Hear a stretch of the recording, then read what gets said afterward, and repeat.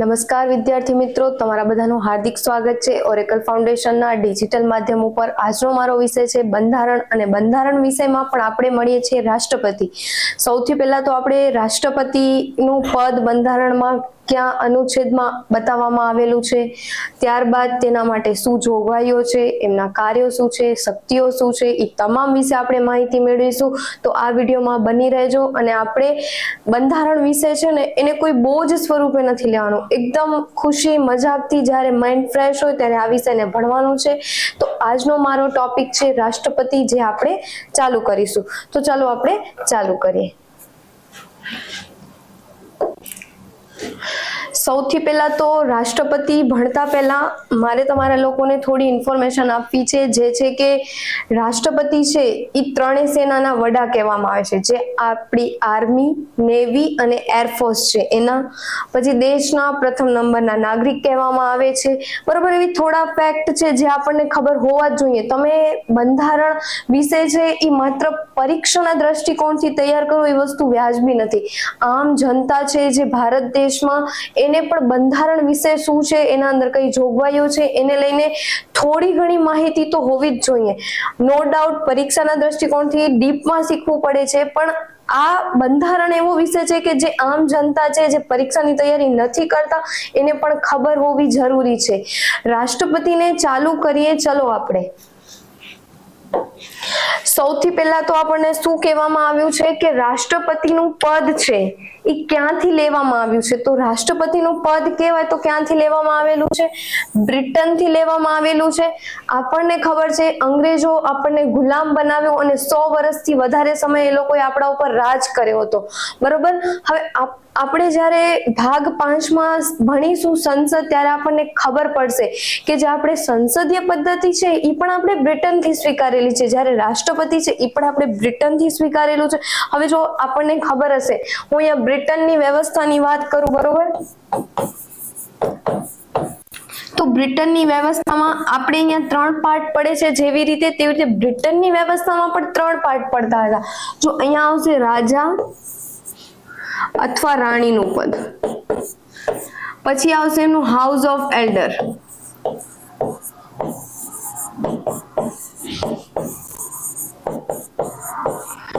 અને house of common.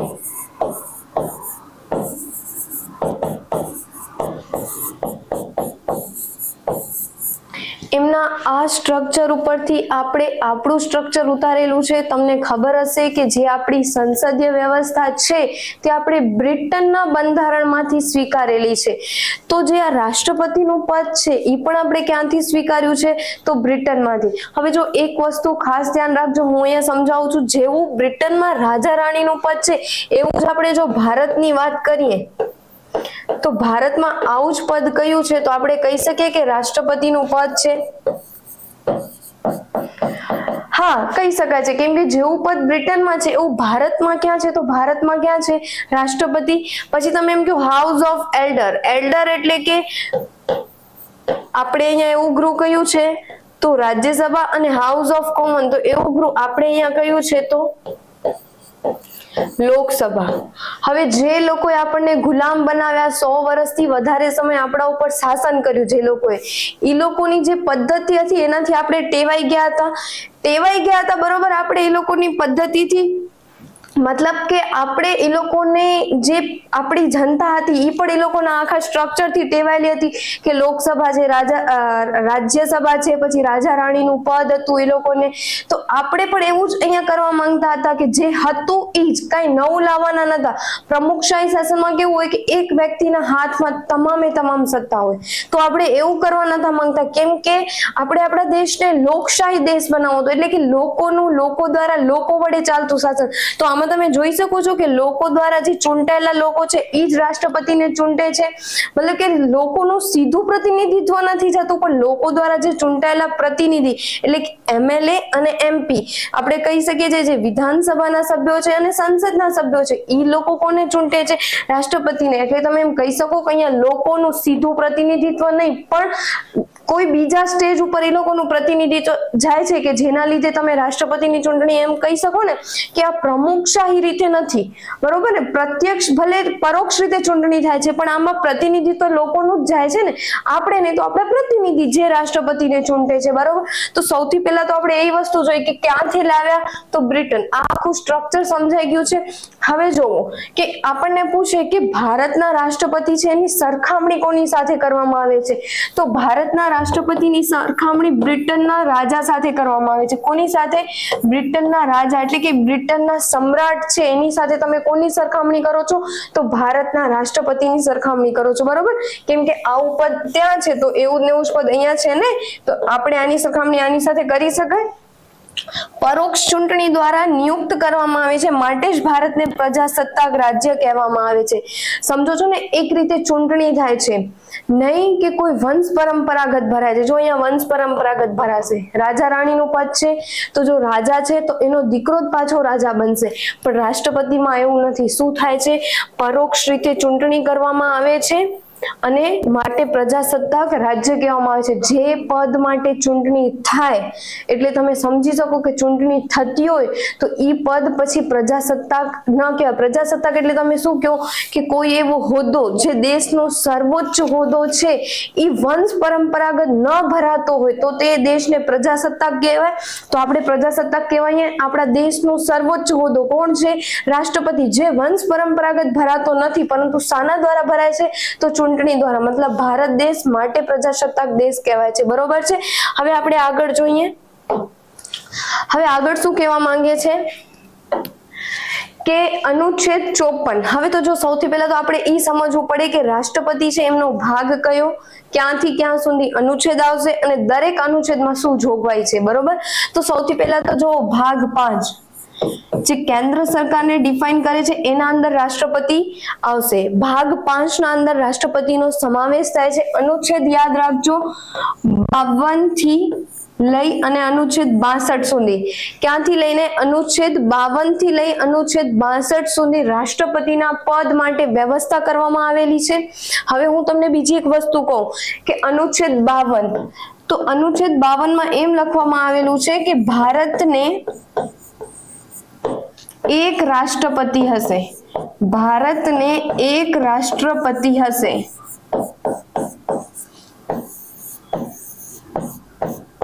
હવે જો અનુચ્છેદ 52 માં લખેલું છે તો આપ તમે કહી શકો કે એમ અનુચ્છેદ 52 માં રાષ્ટ્રપતિના પદની વ્યવસ્થા છે, મતલબ કે ભારતને એક રાષ્ટ્રપતિ હશે, બરોબર? અનુચ્છેદ 52 માં એવું કીધું છે. હવે જો એક વસ્તુ તમે લોકો યાદ રાખજો કે આના અંદર છે ને એવું પણ લખવામાં આવેલું છે કે ભારતને એક રાષ્ટ્રપતિ હશે અને રાષ્ટ્રપતિનું પદ કોઈ પણ સંજોગોમાં ખાલી ન કરી શકાય.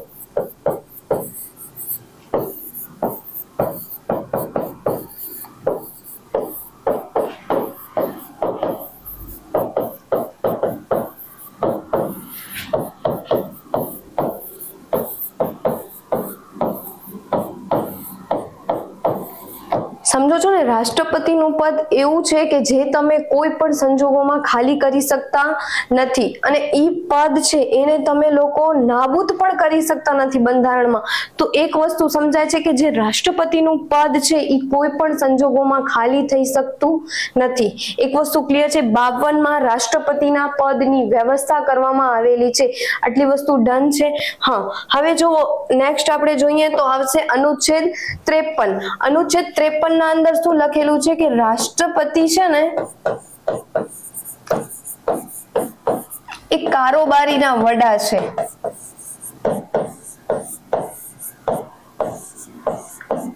તો આપણને પૂછાઈ શકે કે અનુચ્છેદ 53 છે એના અંદર શું લખવામાં આવેલું છે? તો અનુચ્છેદ 53 માં એવું લખવામાં આવેલું છે કે જે રાષ્ટ્રપતિ છે એ કારોબારીના શું છે? હેડ છે, બરોબર? કારોબારીના વડા છે. તો આપણે ઈ વસ્તુ પર જોઈ શકીએ છીએ. હવે આપણે નેક્સ્ટ વસ્તુ જોઈએ તો શું લખેલું છે? અનુચ્છેદ 54 52 શું જોયું આપણે? રાષ્ટ્રપતિના પદની વ્યવસ્થા. પછી આપણે હવે નેક્સ્ટ જોવાનું છે અનુચ્છેદ 54. તો અનુચ્છેદ 54 માં શું છે કે ચૂંટણીની જોગવાઈ, કે જે રાષ્ટ્રપતિનું પદ છે એના માટે ચૂંટણીની શું જોગવાઈ કરેલી છે?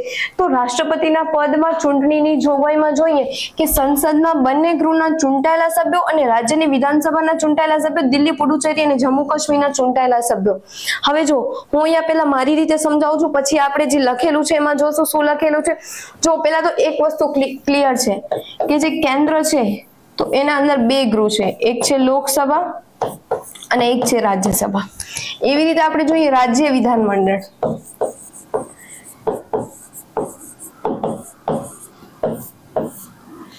ત્યાં બે ગૃહ થશે, એક થશે વિધાનસભા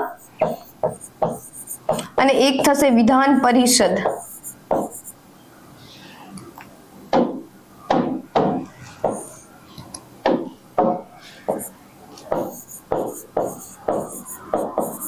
હવે જોવો અહીંયા આપણે સમજીએ એક વસ્તુ કે ચાર ગૃહ થાય છે કેન્દ્રના અને રાજ્યના. અહીંયા છે લોકસભા, અહીંયા છે રાજ્યસભા, અહીંયા વિધાનસભા, અહીંયા વિધાન પરિષદ.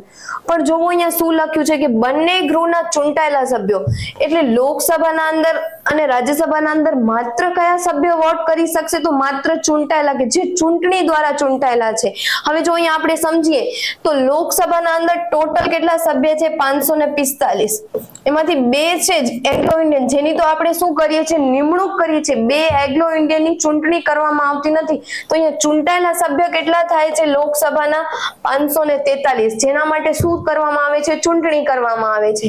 હવે તમે જુઓ રાજ્યસભા. રાજ્યસભા છે એના અંદર કેટલા સભ્ય છે? ટોટલ 245.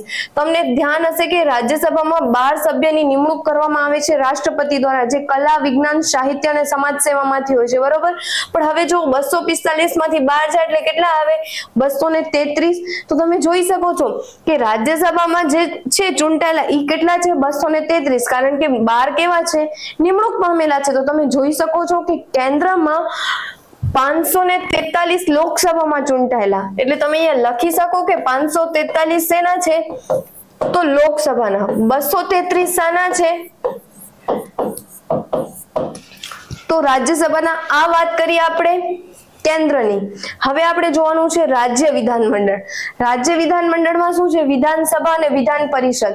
હવે તમને લોકોને ખબર હશે કે વિધાનસભા છે ને એ ફરજિયાત ગૃહ છે, એ દરેક રાજ્યમાં રાખવું જ પડે. જ્યારે વિધાન પરિષદ એ મરજિયાત છે. દરેક રાજ્યમાં વિધાન પરિષદ હોય એ વસ્તુ જરૂરી નથી, પણ વિધાનસભા તો રાખવું જ પડે. તો અહીંયા ખાસ ધ્યાન રાખજો કે અહીંયા રાષ્ટ્રપતિની ચૂંટણીમાં માત્ર વિધાનસભાના ચૂંટાયેલા સભ્યો આવશે, બરોબર. વિધાનસભાના ચૂંટાયેલા. હવે તમને પ્રશ્ન થાય તો વિધાન પરિષદનું કાંઈ પ્રતિનિધિત્વ નહીં? ના. કેમ પ્રતિનિધિત્વ નહીં? જો જેટલા રાજ્યમાં વિધાન પરિષદ હશે એટલા જ રાજ્ય જો ને ચૂંટણી કરવા દેવામાં આવશે તો બીજા રાજ્ય સાથે તો અન્યાય થયું કહેવાય ને. અહીંયા તો આપણે સમપ્રમાણતા જાળવવાની છે. કોઈ એવી ચૂંટણી નથી દેશનો સર્વોચ્ચ પદ ભરાય છે તો એના માટે તો દરેક રાજ્યએ સમપ્રમાણ પ્રતિનિધિત્વ હોવું જોઈએ ને. દરેક રાજ્યનું પ્રતિનિધિત્વ કેવું? સરખું. તો અહીંયા શું ધ્યાનમાં લીધેલી વસ્તુ છે કે દરેક રાજ્યમાં શું છે? વિધાનસભા. તો દરેક રાજ્યની વિધાનસભા છે ને એને વોટિંગ કરવા, ચૂંટાયેલા સભ્યોએ વોટિંગ કરવાનું. વિધાન પરિષદનું અહીંયા કોઈ જ પ્રતિનિધિત્વ નથી. તો ઓપ્શન બની શકે. અહીંયા તમને ઓપ્શન આપેલા હોય 4: લોકસભા, રાજ્યસભા, વિધાનસભા, વિધાન પરિષદ. ઉપર ક્વેશ્ચન હોય કે નીચેનામાંથી કયો ગૃહ જે રાષ્ટ્રપતિની ચૂંટણીમાં પ્રતિનિધિત્વ આપતું નથી અથવા તો ભાગ લેતું નથી, તો તમે કહી શકો કે વિધાન પરિષદ. આખો કોન્સેપ્ટ ક્લિયર છે? ડન છે? હવે આગળ જોવો તમે લોકો શું કે છે અહીંયા? દિલ્હી, પુડુચેરી અને જમ્મુ કાશ્મીરના ચૂંટાયેલા સભ્યો. હવે જો કેન્દ્ર શાસિત પ્રદેશો છે એમને પણ પ્રતિનિધિત્વ કરવા દેવામાં આવે છે, પણ એવા કેન્દ્ર શાસિત પ્રદેશ જેમના પાસે પોતાની અલાયદી વિધાનસભા હોય, એટલે કે પોતાની એક વિધાનસભા હોય. તમને ખબર જ છે કોની પાસે છે, એક દિલ્હી, એક પુડુચેરી અને એક જમ્મુ કાશ્મીર. તો આ ત્રણને પણ રાષ્ટ્રપતિની ચૂંટણીમાં આ ત્રણ કેન્દ્ર શાસિત પ્રદેશ છે તેમની વિધાનસભાના સભ્યોનું પ્રતિનિધિત્વ હોય છે. તો આટલી વસ્તુ ડન છે કે મતદાર મંડળ તૈયાર કર્યું. અહીંયા આપણે જોઈ શકો છો ને તમે લોકો, તો હું અહીંયા એક વસ્તુ લખી શકું કે લોકસભાના ચૂંટાયેલા સભ્યો, પછી રાજ્યસભાના ચૂંટાયેલા સભ્ય, પછી હું લખી શકું કે દરેક રાજ્યની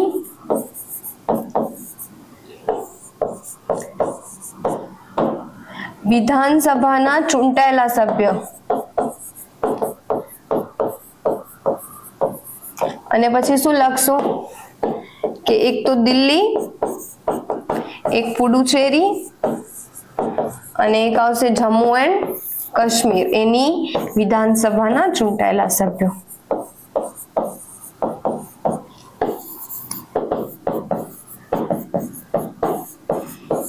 આ શું તૈયાર થયું? રાષ્ટ્રપતિની ચૂંટણી માટેનું મતદાર મંડળ.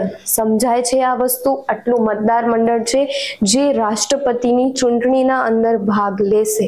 ડન છે આટલી વસ્તુ? હવે નેક્સ્ટ જોવો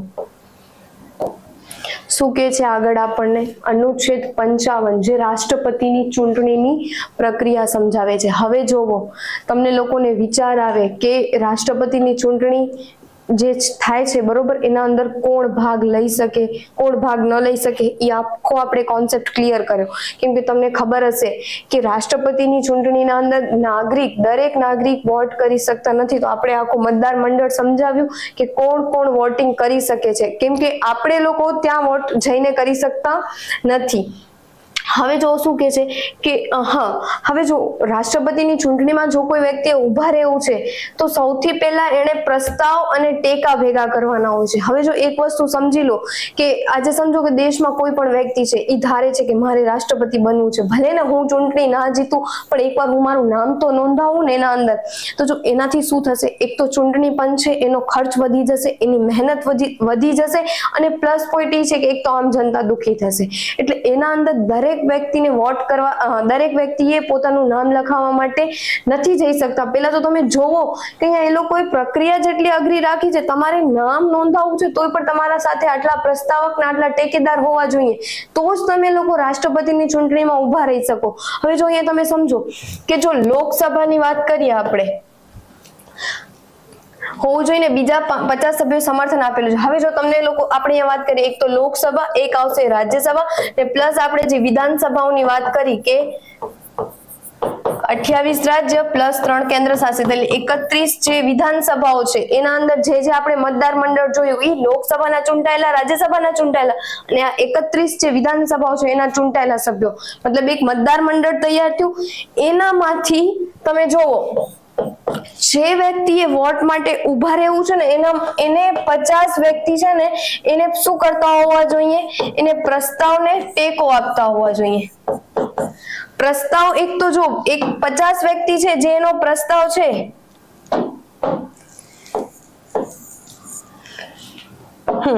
જો તમે લોકો જોઈ શકો છો કે 50 એના પ્રસ્તાવક હોવા જોઈએ ને 50 એના ટેકેદાર હોવા જોઈએ. એટલે એને સમર્થન કેટલું જોઈશે? 100 સભ્યોનું સમર્થન જોઈશે. જો પરિસ્થિતિને એકવાર સમજો, આ મતદાર મંડળ છે આટલું આપણું, એનામાંથી જે વ્યક્તિને ઊભું રહેવું છે રાષ્ટ્રપતિની ચૂંટણી માટે ઊભું રહેવું છે, આટલા મતદાર મંડળમાંથી એને 50 વ્યક્તિનો પ્રસ્તાવક હોવા જોઈએ. મતલબ કે 50 વ્યક્તિ એના નામનો પ્રસ્તાવ મૂકેલો હોવો જોઈએ, અને 50 શું હોવા જોઈએ, એ પ્રસ્તાવને ટેકો આપતા હોવા જોઈએ. એટલે આ 50 વ્યક્તિ ને આ 50 વ્યક્તિ એ અલગ હશે, ખાસ યાદ રાખજો. 50 વ્યક્તિએ એના નામનો પ્રસ્તાવ મૂકેલો હોવો જોઈએ, અને એ 50 જે પ્રસ્તાવક છે એને બીજા 50 લોકો ટેકો આપતા હોવા જોઈએ. એટલે ટોટલ સહી કેટલા લોકોની જોઈશે? 100 લોકોની જ્યારે સહી હશે ત્યારે કોઈ ઉમેદવાર છે એ રાષ્ટ્રપતિની ચૂંટણી માટે પોતાનું નામ નોંધાવી શકશે. જો કેટલી અઘરી પ્રક્રિયા છે. તમારે કઈ આ એમએલએ અને એમપી છે એના અંદર કઈ આપણી એટલી ઓળખાણ હોય કે કઈ 100 વ્યક્તિ આપણને સમર્થન કરે? ન જ કરે. એ એના પાર્ટીના વ્યક્તિઓ તો એને સાથ આપે છે. હવે ઈ જોયું આપણે.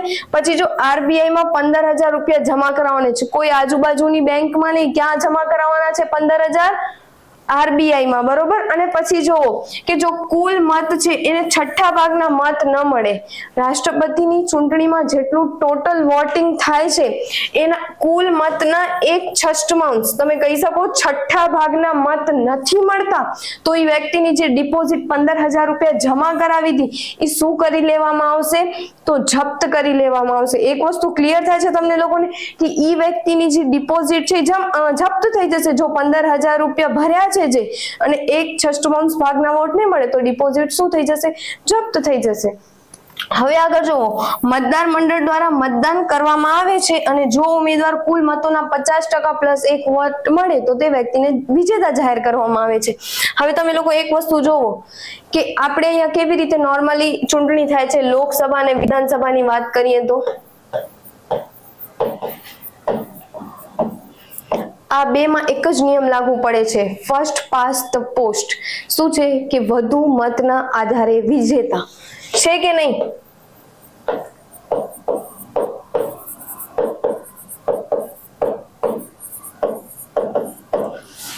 સમજો છો? જો કોઈ 3 પાર્ટી ઊભી રહી છે, બરોબર, ટોટલ આપણે સમજી લઈએ કે 100 વોટિંગ થાય છે, એક વ્યક્તિને 30 વોટ મળે છે, બીજા વ્યક્તિને સમજી લો કે તમે 50 વોટ મળે છે અને એક વ્યક્તિને 20 વોટ મળે છે. આ 100 વોટ થયા. જો કોઈ પાર્ટી છે, સમજી લો એ પાર્ટી, બી પાર્ટી અને સી પાર્ટી, એ પાર્ટીને 30 વોટ મળ્યા, બી પાર્ટીને 50 ને સી પાર્ટીને 20 વોટ મળ્યા, તો હવે તમે જોઈ શકો છો કે આ વ્યક્તિને કેટલા વોટ છે?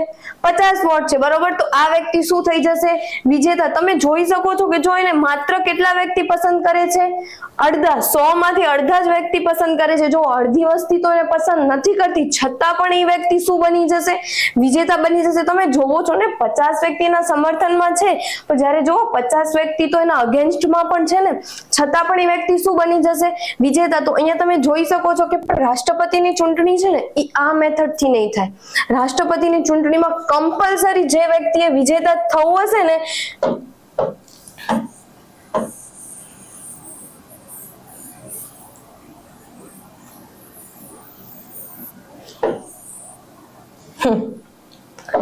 જે વ્યક્તિએ વિજેતા થવું હશે ને એ વ્યક્તિએ 50% પ્લસ 1 મત મળવો જરૂરી છે. તો તમે અહીંયા કહી શકો કે આ 100 ના 50% એટલે કેટલા થાય? 50 પ્લસ 1 એટલે જેને 51 મત મળે એ વ્યક્તિ વિજેતા કહેવાય. તમે અહીંયા જુઓ 51 વોટ કોઈને છે? કોઈને નથી, છતાં પણ જો આ વ્યક્તિ વિજેતા થઈ ગયો. રાષ્ટ્રપતિની ચૂંટણીમાં આ વસ્તુ ચાલશે નહીં. 50% પ્લસ 1 વોટ હોવા ફરજિયાત છે. જો નથી તો એને બીજા ટર્મમાં કરવામાં આવશે, બરોબર. કન્વર્ટ. આપણે આખી પ્રક્રિયા આગળ જોવાની છે કે કઈ રીતે એમની ચૂંટણી થાય છે, બરોબર. હવે આગળ જોવો શું કે છે કે રાષ્ટ્રપતિની ચૂંટણીમાં વિધાનસભાના સભ્યના એટલે કે વિધાનસભાના સભ્ય એટલે કે તમે એમએલએ કહી શકો તો એમએલએ ના મતનું મૂલ્ય કેટલું છે. હવે જો એક વસ્તુ ખાસ ક્લિયરલી યાદ રાખજો કે તમે લોકો નોર્મલી વોટ કરવા જાઓ છો લોકસભા કે વિધાનસભાની ચૂંટણીમાં, તો તમે એક વ્યક્તિ વોટ કરો તો એક વોટ ગણાય, બે વ્યક્તિ વોટ કરે તો બે, બરોબર, એક વ્યક્તિનો એક મત ગણાય, એવી રીતે છે. પણ રાષ્ટ્રપતિની ચૂંટણીમાં છે ને આ બાબત ધ્યાને લેવામાં નથી આવતી. રાષ્ટ્રપતિની ચૂંટણીમાં શું થાય છે ખબર છે કે તમે લોકો જે વોટ કરવા જાઓ છો, મતલબ વોટ તો એમએલએ અને એમપી કરે છે, તો જે એમએલએ વોટ કરવા જાય છે ને એ જે તે રાજ્યની વસ્તીના હિસાબે એમના મત છે ને એની ગણતરી કરવામાં આવે છે. જ્યારે એમપી છે ને એમના મતની ગણતરી એમએલએ ના વોટ ઉપરથી થાય છે. એટલે તમે જોઈ શકો છો કે એક વ્યક્તિ છે એના માટે એક વોટ નહીં પણ એના આખા રાજ્યની જે વસ્તી છે એના પ્રમાણે છે ને એનો ગુણોત્તર કાઢવામાં આવે છે ને પછી એની ચૂંટણી આગળ કરવામાં આવે છે. તમે અહીંયા જોઈ શકો છો કે વિધાનસભાના મતનું મૂલ્ય, તો વિધાનસભાના મતનું મૂલ્ય એટલે અહીંયા દરેક 28 રાજ્ય પ્લસ 3 કેન્દ્ર શાસિત પ્રદેશ એટલે 31 વિધાનસભા છે એના મતનું મૂલ્ય છે એ અલગ અલગ આવશે. તમે જોઈ શકો કે દરેક રાજ્ય છે તેની વસ્તી તો સરખી હશે નહીં. જાણે કે તમે જો ઉત્તર પ્રદેશ છે તો એની વસ્તી સૌથી વધારે છે, બરોબર, તો એના લેવલમાં તમે જો ગોવા છે, પછી સિક્કિમ છે, તો તો એ લોકોની વસ્તી તો આટલી છે નહીં, તો પછી એ લોકોનું તો મતનું મૂલ્ય અલગ આવશે ને, કેમ કે જેની જેટલી વસ્તી એના પ્રમાણમાં એ રાષ્ટ્રપતિની ચૂંટણીમાં પ્રતિનિધિત્વ આપી શકે. તો જેની જેટલી વસ્તી હશે એ એટલું પ્રતિનિધિત્વ કરશે. તો જો ઉત્તર પ્રદેશનું તમે કહી શકો કે વધારે હશે, કેમ કે ત્યાંની વસ્તી જેટલી વધારે છે, જ્યારે ગોવા છે, સિક્કિમ છે, એ લોકોનું બહુ ઓછું હશે પ્રતિનિધિત્વ, બરોબર ને. હવે જો આપણે આગળ જોઈએ, આપણે અહીંયા ગુજરાતને લઈને આપણે એક્ઝામ્પલ સેટ કરીને અહીંયા તૈયાર કરવાનું છે, બરોબર. હવે જોવો, સૂત્ર છે, ખાસ ધ્યાને રાખજો, રાજ્યની કુલ વસ્તી છેદમાં રાજ્યની વિધાનસભાના ચૂંટાયેલા સભ્યોની સંખ્યા ગુણ્યા 1/100 આવશે. જુઓ, પેલા તો રાજ્યની વસ્તી, તો આપણી ગુજરાતની વસ્તી ધ્યાનમાં રાખજો 2,66,97,488. આપણા વિધાનસભાના સભ્યો કેટલા છે તો તમને બધાને ખબર હશે, આ મારે કહેવાની જરૂર નથી. 182 ગુણ્યા 1/100. આવું કરવાનું કારણ શું? 1/100, કેમ કે જો તમે આનો જ ભાગાકાર કરત ને તો અહીંયા બહુ મોટી સંખ્યા આવત, એટલે વળી એને કેટલાથી ભાગી નાખ્યા? 100 થી. એટલે આંકડો નાનો આવે ને એના માટે આ લખેલી વસ્તુ છે, એટલે આ ખાસ ધ્યાન રાખજો. હવે જોવો, ગુજરાતમાં એમએલએ કેટલા છે? 182. 182 એમએલએ છે. એક એમએલએ વોટ કરવા જશે ને તો કેટલા વોટ ગણાશે? 147. જો આપણો ગુજરાતનો એમએલએ એક એમએલએ વોટ કરે ને તો એક વોટ નહીં, કેટલા વોટ ગણાય? 147. બીજો એમએલએ વોટ કરે તો 147. એ રીતે ત્રીજો એમએલએ વોટ કરે તો 147. તો જોઈ શકો છો, એક એમએલએ મતનું મૂલ્ય કેટલું ગણાશે? 147. તો તમે જોઈ શક્યા આ વસ્તીના હિસાબે જો વર્ગીકરણ થયું, તો કહી શકાય ને ઉત્તર પ્રદેશ હશે એનું સૌથી વધારે હશે. ઉત્તર પ્રદેશનો એક એમએલએ વોટ કરે ને તો 403 વોટ ગણાય છે. કેટલા ગણાય છે? 403. આ યુપીની વાત છે. જ્યારે સિક્કિમ યા તો ગોવા એનામાંથી એનું 9 ખાલી છે, મત મૂલ્ય 9. એક એમએલએ વોટ કરે તો માત્ર 9 જ વોટ ગણાય. તો આ વસ્તીના હિસાબથી વર્ગીકરણ થયું, જોઈ શકાય છે, બરોબર. હવે તમે જોવો, અહીંયા લખેલું છે કે ગુજરાતના એમએલએ ના મતનું મૂલ્ય કેટલી? એક વ્યક્તિ વોટ કરે તો 147 ગુણ્યા કેટલા કર્યા આપણે? 182. તો ગુજરાતના જો બધા એમએલએ વોટ કરવા જાય 182 દિલ્હી વોટ કરવા જાય ને તો કેટલું થશે? 26,754 વોટ થશે. કેટલા થશે? 26,754. નહીં કે 182. વ્યક્તિઓ કેટલા જાય છે? 182, પણ વોટ કેટલા થશે? 26,754. આ વસ્તુ ધ્યાને રાખજો, બરોબર. હવે આગળ જોઈએ. હવે શું કહે છે કે આ રીતે 28 રાજ્યની વિધાનસભાના સભ્યો અને 3 કેન્દ્રશાસિત પ્રદેશની વિધાનસભાના સભ્યોની મતોની ગણતરી કરવામાં આવશે અને જેના મતનું મૂલ્ય આશરે 5,49,495 થશે.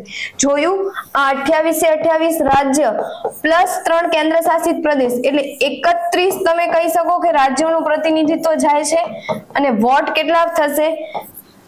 5,49,495. જો 31 વિધાનસભાઓના તમામ સભ્ય વોટ કરવા જાય તો આટલી વોટિંગની ગણતરી થશે. પણ તમને શું લાગે છે કે બધા લોકો જતા હશે વોટ કરવા? ન જાય. ઘણીવાર કોઈ રાજ્ય છે તેની વિધાનસભાનો ભંગ થયેલો છે તો એ વિધાનસભા છે નહીં તો પછી વોટ કરવા તો ચાલે. એટલે કોઈ રાજ્ય છે એ એવો દાવો ન કરી શકે કે અમારી વિધાનસભાનો ભંગ થયેલો હતો અને રાષ્ટ્રપતિની ચૂંટણી થઈ શકે છે. કોઈ પદ ખાલી છે, કોઈનું મૃત્યુ થઈ ગયું છે, કોઈએ રાજીનામું આપી દીધું છે, એ સંજોગોમાં પણ રાષ્ટ્રપતિની વોટિંગ છે ને એ અટકતી નથી. એટલે આ વસ્તુ ખાસ યાદ રાખજો, બરોબર. હવે આગળ જોઈએ. હવે જો રાષ્ટ્રપતિની ચૂંટણીમાં સંસદ સભ્યોના મતનું મૂલ્ય, આપણે અહીંયા વાત કોની કરી? તો આપણે અહીંયા વાત કરી રાજ્યોની વાત થઈ ગઈ. હવે આપણે જોઈએ કે કેન્દ્રમાં જે સંસદ છે એના જે સભ્યો છે એના મતનું મૂલ્ય છે એ કયા હિસાબથી જોવામાં આવે છે. તો તમે જુઓ કે જે સંસદ સભ્ય છે ને એના મતનું મૂલ્ય છે ને એ કઈ રીતે આવે છે? તો એના માટે પણ એક સૂત્ર યાદ રાખજો. તમામ વિધાનસભાના મતોના મૂલ્યનો કુલ સરવાળો, જેટલા પણ રાજ્યમાંથી જે લોકો વોટ કરવા જાય છે એ બધા લોકોના મતના મૂલ્યનો સરવાળો અપોન સંસદના સભ્યોની કુલ સંખ્યા. ખાસ યાદ રાખજો, સંસદના સભ્યોની કેવી? ચૂંટાયેલા સભ્યો, બરોબર. એટલે ભૂલ ન થાય. 543 લોકસભામાંથી આવશે, જ્યારે 233 છે ને એ વિધાનસભામાંથી આવશે. એટલે ટોટલ કેટલા થશે? 776 લોકો વોટ કરશે, બરોબર? કોની ચૂંટણીમાં? તો રાષ્ટ્રપતિની ચૂંટણીમાં. અને ઉપર શું આવશે? તો જેટલી વિધાનસભાના લોકો ચૂંટાયેલા છે એમણે વોટિંગ કરી છે એમના મતનું મૂલ્ય, નહીં કે એમની સંખ્યા, એમના મતનું મૂલ્ય છે એ પ્રમાણે એનો સરવાળો અપોન સંસદના સભ્યોની, ચૂંટાયેલા સભ્યોની કુલ સંખ્યા, બરોબર? હવે તમે જોવો કે 5,49,495 આપણે ત્યાં જોયા હતા, આટલા વોટ થાય, ભાગ્યા કેટલા કર્યા? 776. તો જો એક એમએલએ વોટ કરે છે તો એનું કેટલી સંખ્યા આવશે? 708. એટલે એક એમએલએ જો વોટ કરે તો એનું મતનું મૂલ્ય કેટલું ગણાય? ખાસ યાદ રાખજો, 708. એવા કેટલા એમએલએ વોટ કરે છે? તો 776 એમએલએ વોટ કરે છે. એટલે જો કેટલું મત મૂલ્ય આવશે? 5,49,408. તો અહીંયા તમે લોકો જોઈ શકો છો, આ કોની વાત થઈ? કેન્દ્રની. અને સભ્યો કેટલા? 776. હવે રાજ્યમાં કેટલું વોટિંગ થાય છે?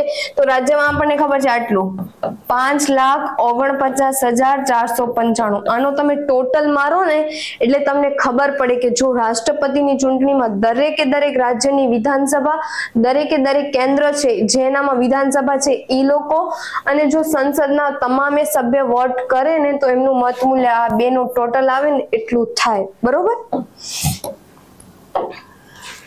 જોઈ શકાય છે. જોવો, આ કોની વાત કરી?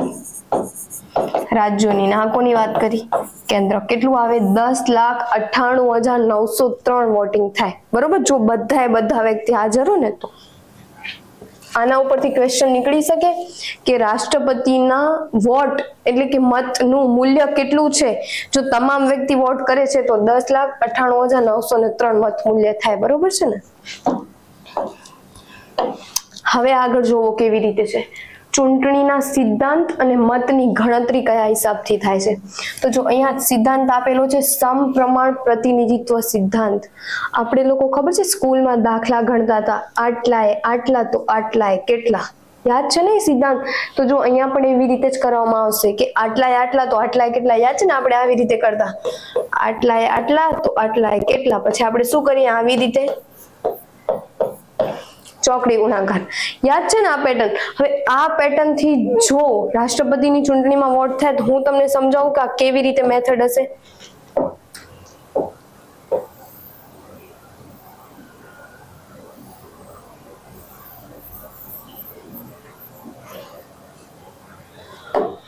હવે જોવો, કોઈ પણ રાજ્ય છે એનું પ્રતિનિધિત્વ ત્યાં જાય છે તો એમ નહીં કે જેને વધારે છે એ લોકોના જ રાષ્ટ્રપતિ બનશે, એમ નહીં. કોના મતનું મૂલ્ય કેટલું ઈ તો વસ્તુ જોવામાં આવશે, પણ કઈ પાર્ટીના કેટલા લોકો વોટ કરે છે એના પ્રમાણે પ્રતિનિધિત્વ આપવામાં આવશે. કે જાણે કે જોવો અહીંયા 5 ને અહીંયા જોવો 3, આટલા જો બીજેપી ના છે ને ત્યાં આટલી કોંગ્રેસના છે, તો તમે આવી રીતે જો 5:3 નો રેશિયો બને છે. તો પછી જે સીટો પણ ફાળવવામાં આવશે ને એ 5:3 ના પ્રમાણમાં ફાળવવામાં આવશે. તમે સમજો કે 80 સીટો ફાળવવી છે તો પછી એમ નહીં કે બીજેપી ને વધારે છે એટલે બધી બીજેપી ને જ ફાળવી દો, એમ નહીં. એમનું મત મૂલ્ય શું છે એના પ્રમાણે એને ફાળવવામાં આવશે. મતલબ કે તમે જોવો કે એમનો રેશિયો 5 તો બીજેપી ને કેટલી સીટો મળશે? 50. નો ડાઉટ એનો રેશિયો વધારે છે એટલે એને સીટો વધારે મળશે, જ્યારે કોંગ્રેસ ને કેટલી સીટો મળશે? તો 30. એટલે તમે સમજો છો ને કે એમના મત, એમનો જે આ રેશિયો છે સમપ્રમાણ, તમે આના ઉપરથી સમજો છો કે સમપ્રમાણ, પ્રમાણ એ લોકોનું જે છે એ પ્રમાણે એ લોકોને સીટો ફાળવો, બરોબર છે? તો આ રીતે એમને સીટો ફાળવવામાં આવશે, બરોબર? એક વસ્તુ એ યાદ રાખજો. હવે જો શું કે છે, હા, અને જેથી બહુમતી સાથે અલ્પ અથવા પૂરતી પ્રતિનિધિત્વ મળી શકે. જો જે પક્ષ છે એને ઓછી સીટો છે તોય પણ એ પક્ષનું પ્રતિનિધિત્વ સચવાઈ રહે એના માટે આ વ્યવસ્થા છે. હવે તમને એમ થાય કે આ વ્યવસ્થા શાના માટે છે? તો જો પહેલા તો આ વ્યવસ્થા એના માટે છે કે જે પણ ઓછી સંખ્યા વાળા પ્રતિનિધિત્વ છે તો એ લોકોનું જે પદ છે એ શૂન્ય ન થઈ જાય અને એમનું પણ પ્રતિનિધિત્વ જળવાઈ રહે એના માટે આ વ્યવસ્થા કરવામાં આવે છે, બરોબર? એક વસ્તુ એ ખાસ યાદ રાખજો. હવે જો શું કે છે, એકલ સંક્રમણીય મત પદ્ધતિ. હવે તમે જુઓ આના અંદર આપણે એક તો જોયું કે 50% પ્લસ 1 વોટ હોવા જરૂરી છે. હવે એક વસ્તુ એ ખાસ ધ્યાને રાખજો કે આમાં છે ને મેં તમને શું કીધું, એકલ સંક્રમણ એટલે સિંગલ ટ્રાન્સફર વોટ સિસ્ટમ હશે. આ સિસ્ટમ ત્યારે સમજાશે જ્યારે આપણે રાષ્ટ્રપતિની ચૂંટણીની આખી પ્રક્રિયા સમજશું, તો આ આપણે ત્યારે સમજશું, બરોબર? હવે જો આગળ શું કે છે, અનુચ્છેદ 56 જ્યાં એમનો શું દર્શાવવામાં આવેલો છે, કાર્યકાળ, કે રાષ્ટ્રપતિ છે તો એમના પદનો કાર્યકાળ કેટલો હશે. 52 માં એમના પદની વ્યવસ્થા હતી. 53 માં શું કીધું આપણે કે 53 માં એમ કીધું કે કારોબારીના વડા છે. પછી 54 માં શું છે, એમની ચૂંટણીની જોગવાઈ. 55 માં ચૂંટણીની પ્રક્રિયા. હવે 56 માં જોવો શું છે કે એમનો કાર્યકાળ, એમનો હોદ્દો છે તેનો કાર્યકાળ કેટલો છે, તો તમે જોઈ શકો છો કે 5 વર્ષ, બરોબર. નોર્મલી કન્ડિશનમાં એમના હોદ્દાનો કાર્યકાળ કેટલો છે તો 5 વર્ષ છે. 5 વર્ષ પહેલા ઉપરાષ્ટ્રપતિને સંબોધીને રાજીનામું આપી શકે છે. એમનો જો એમને 5 વર્ષથી પહેલા એમને રાજીનામું આપવું છે તો કોને સંબોધીને આપશે, ઉપરાષ્ટ્રપતિને સંબોધીને આપશે. પણ એક વસ્તુ ખાસ યાદ રાખજો કે જ્યારે રાષ્ટ્રપતિ છે ને ઉપરાષ્ટ્રપતિને સંબોધીને રાજીનામું આપે ને ત્યારે ઉપરાષ્ટ્રપતિ આની જાણ છે ને લોકસભાના અધ્યક્ષને કરવી પડે.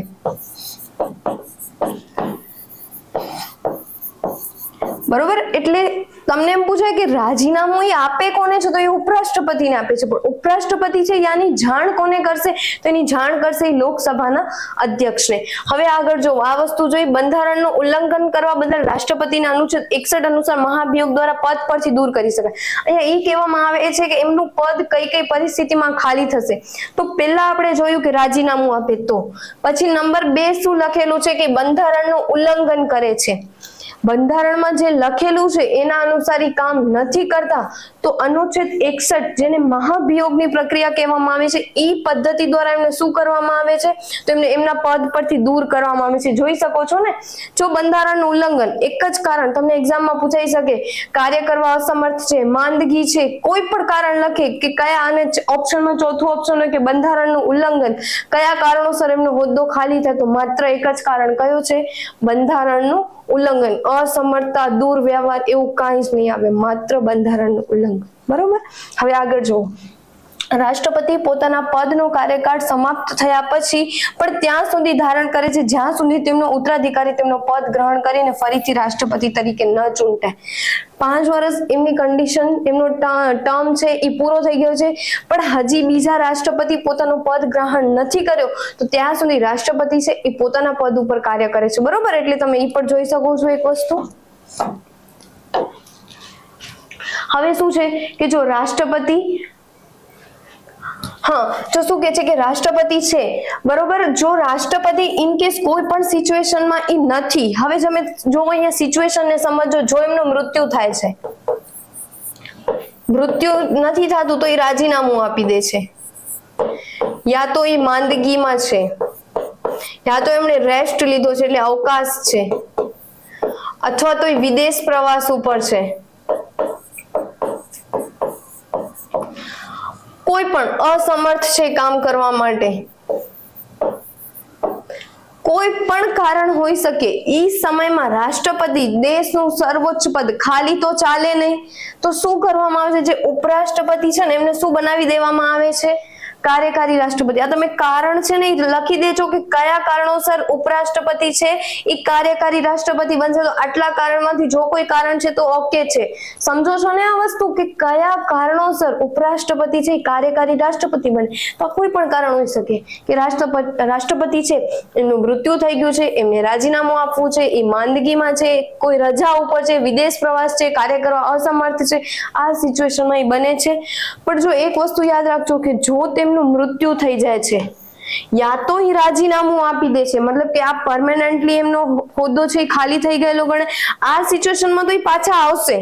સમજો છો ને, એ કોઈ કારણોસર હાજર નથી. પણ આ બે સિચ્યુએશન તો કેવી છે કે જેમાં એમનો હોદ્દો છે એ સ્થાયી રૂપે ખાલી થઈ ગયો છે.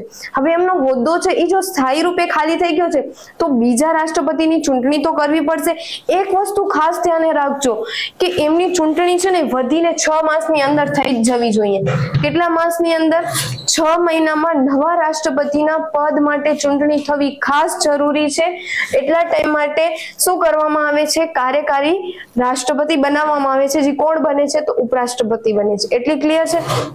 હવે જુઓ, રાષ્ટ્રપતિ છે એ કોઈ પણ સંજોગોમાં પદ ખાલી છે તો આપણે જોયું કે કાર્યકારી રાષ્ટ્રપતિ કોણ બની જશે તો ઉપરાષ્ટ્રપતિ. હવે એવું ઇનકેસ એવું થાય છે કે ઉપરાષ્ટ્રપતિ છે એ પણ નથી તો પછી કોણ રહેશે? તો કોણ બનશે? સુપ્રીમ કોર્ટના મુખ્ય ન્યાયાધીશ. ને જો સુપ્રીમ કોર્ટના મુખ્ય ન્યાયાધીશ છે એ પણ પદ ઉપર નથી તો કોણ બનશે? તો સુપ્રીમ કોર્ટના વરિષ્ઠ ન્યાયાધીશ. હજી સુધી આટલા સુધી ગયા નથી, મતલબ આટલા સુધી જ આપણે ગયા છીએ કે જો રાષ્ટ્રપતિ નથી તો કાર્યકારી રાષ્ટ્રપતિ ઉપરાષ્ટ્રપતિ બનશે ને જો એ બંને પદ ખાલી છે તો સુપ્રીમ કોર્ટના જે મુખ્ય ન્યાયાધીશ છે એ હોદ્દો સંભાળશે. બરોબર.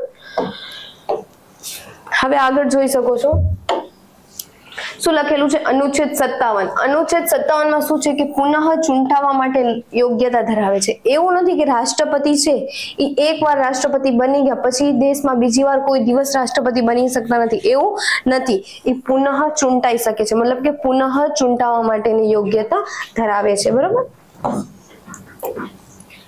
હવે જુઓ અનુચ્છેદ 58 એમાં એમની લાયકાતો આપેલી છે કે જે વ્યક્તિ રાષ્ટ્રપતિ બનવા માંગે છે એ વ્યક્તિના અંદર લાયકાત શું હોવી જોઈએ? તો લાયકાતમાં પેલું છે કે ભારતના નાગરિક હોવા જોઈએ, આપણને ખબર જ છે. પછી આપણે ઓછામાં ઓછી વયમર્યાદાનો લેક્ચર જોયો, એમાં ખબર છે કે જે દેશનું સર્વોચ્ચ પદ છે એના માટે આપણે વયમર્યાદા કેટલી નક્કી કરી હતી? તો વયમર્યાદા આવશે 35 વર્ષ. એક વસ્તુ એ ક્લિયર છે, લોકસભાના સભ્ય તરીકે ચૂંટાવાની લાયકાત અને લાભનું પદ ન હોવું જોઈએ. આ બે ટોપિક સમજવા જેવા છે. પહેલું શું હતું? ભારતના નાગરિક હોવા જોઈએ. પછી બીજું શું છે કે ઓછામાં ઓછા 35 વર્ષ એમની વય મર્યાદા હોવી જોઈએ. હવે તમે જુઓ શું લખ્યું છે કે લોકસભાના સભ્ય થઈ શકે એટલી લાયકાત હોવી જોઈએ. હવે જો અહીંયા લોકસભાના સભ્ય થઈ શકે તો એના માટેની લાયકાત શું હોય કે કેટલી 25 વર્ષની વય મર્યાદા હોવી જોઈએ. બરોબર ને? કોઈ લાભનું પદ ન હોવું જોઈએ. તો રાષ્ટ્રપતિ માટે પણ જ લખેલું છે કે લોકસભાના સભ્ય થઈ શકે એટલી એમની લાયકાત હોવી જોઈએ. એટલી તો લાયકાત ફૂલફિલ કરતા જ હશે. બરોબર. અને લાભનું પદ ન હોવું જોઈએ. લાભનું પદ કોને કહેવામાં આવે? જો અહીંયા મેન્શન કરું છું કે જેને સરકાર પગાર ચૂકવતી હોય.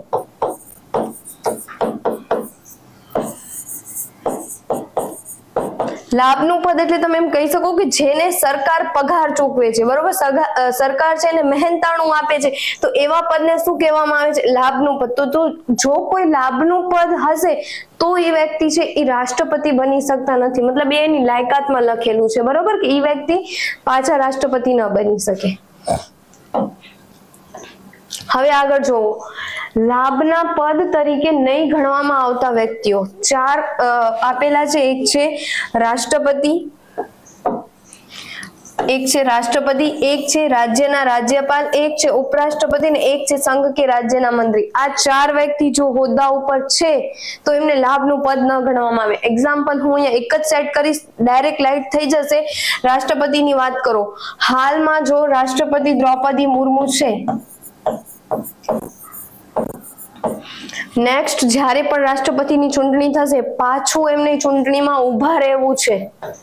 બરોબર. તો એનામાં તો લાયકાત છે કે લાભનું પદ ન હોવું જોઈએ, પણ આ તો સરકાર પાસેથી પગાર મેળવે છે. સમજો છો ને? તો સરકાર પાસેથી પગાર મેળવે છે તો એ એક લાભનું પદ છે ને.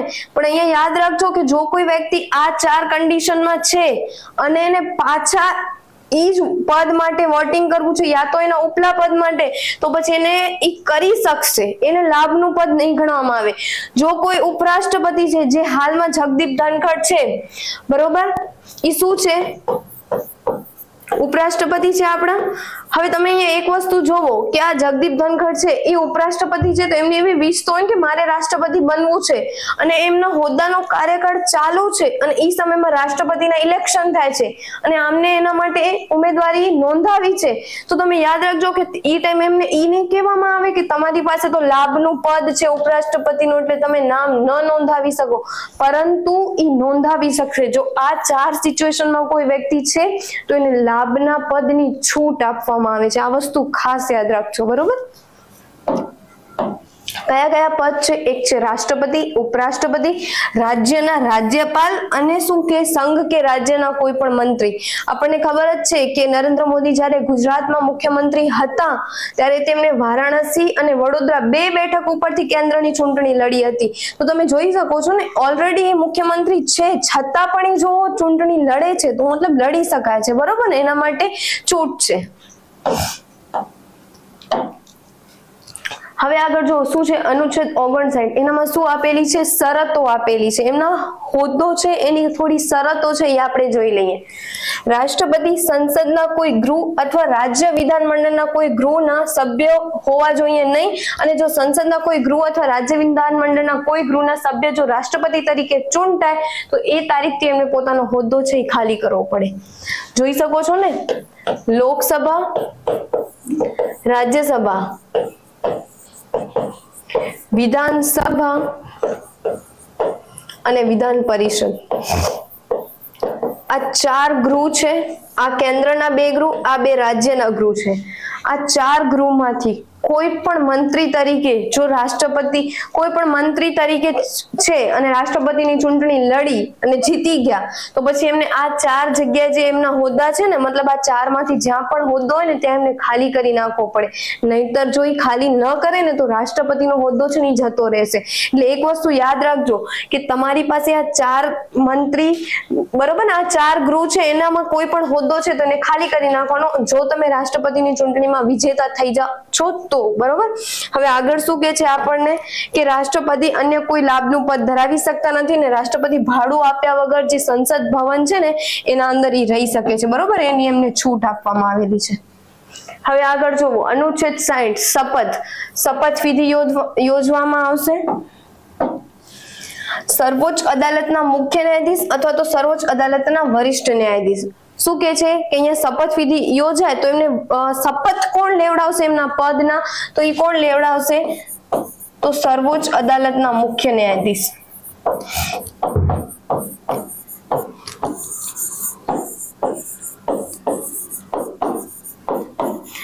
જો એ વ્યક્તિ હાજર નથી તો એના બદલામાં કોણ લેવડાવશે તો વરિષ્ઠ ન્યાયાધીશ.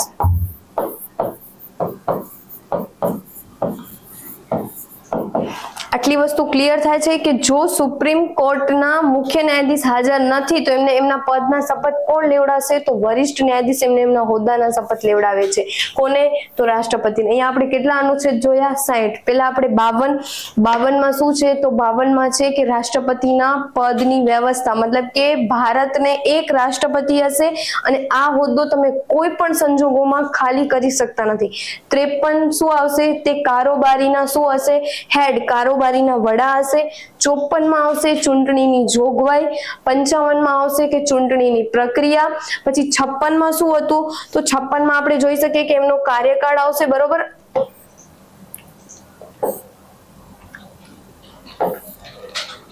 હમ 56 માં આવશે કાર્યકાળ, બરોબર. પછી 57 માં શું આવશે તો 57 માં આવશે પુનઃ ચૂંટાવા માટેની યોગ્યતા ધરાવે છે. 58 માં આવશે લાયકાત. 60 માં શું આવશે એમના શપથ આવશે, બરોબર. આટલી વસ્તુ ડન છે. હવે આપણે નેક્સ્ટ જોઈએ.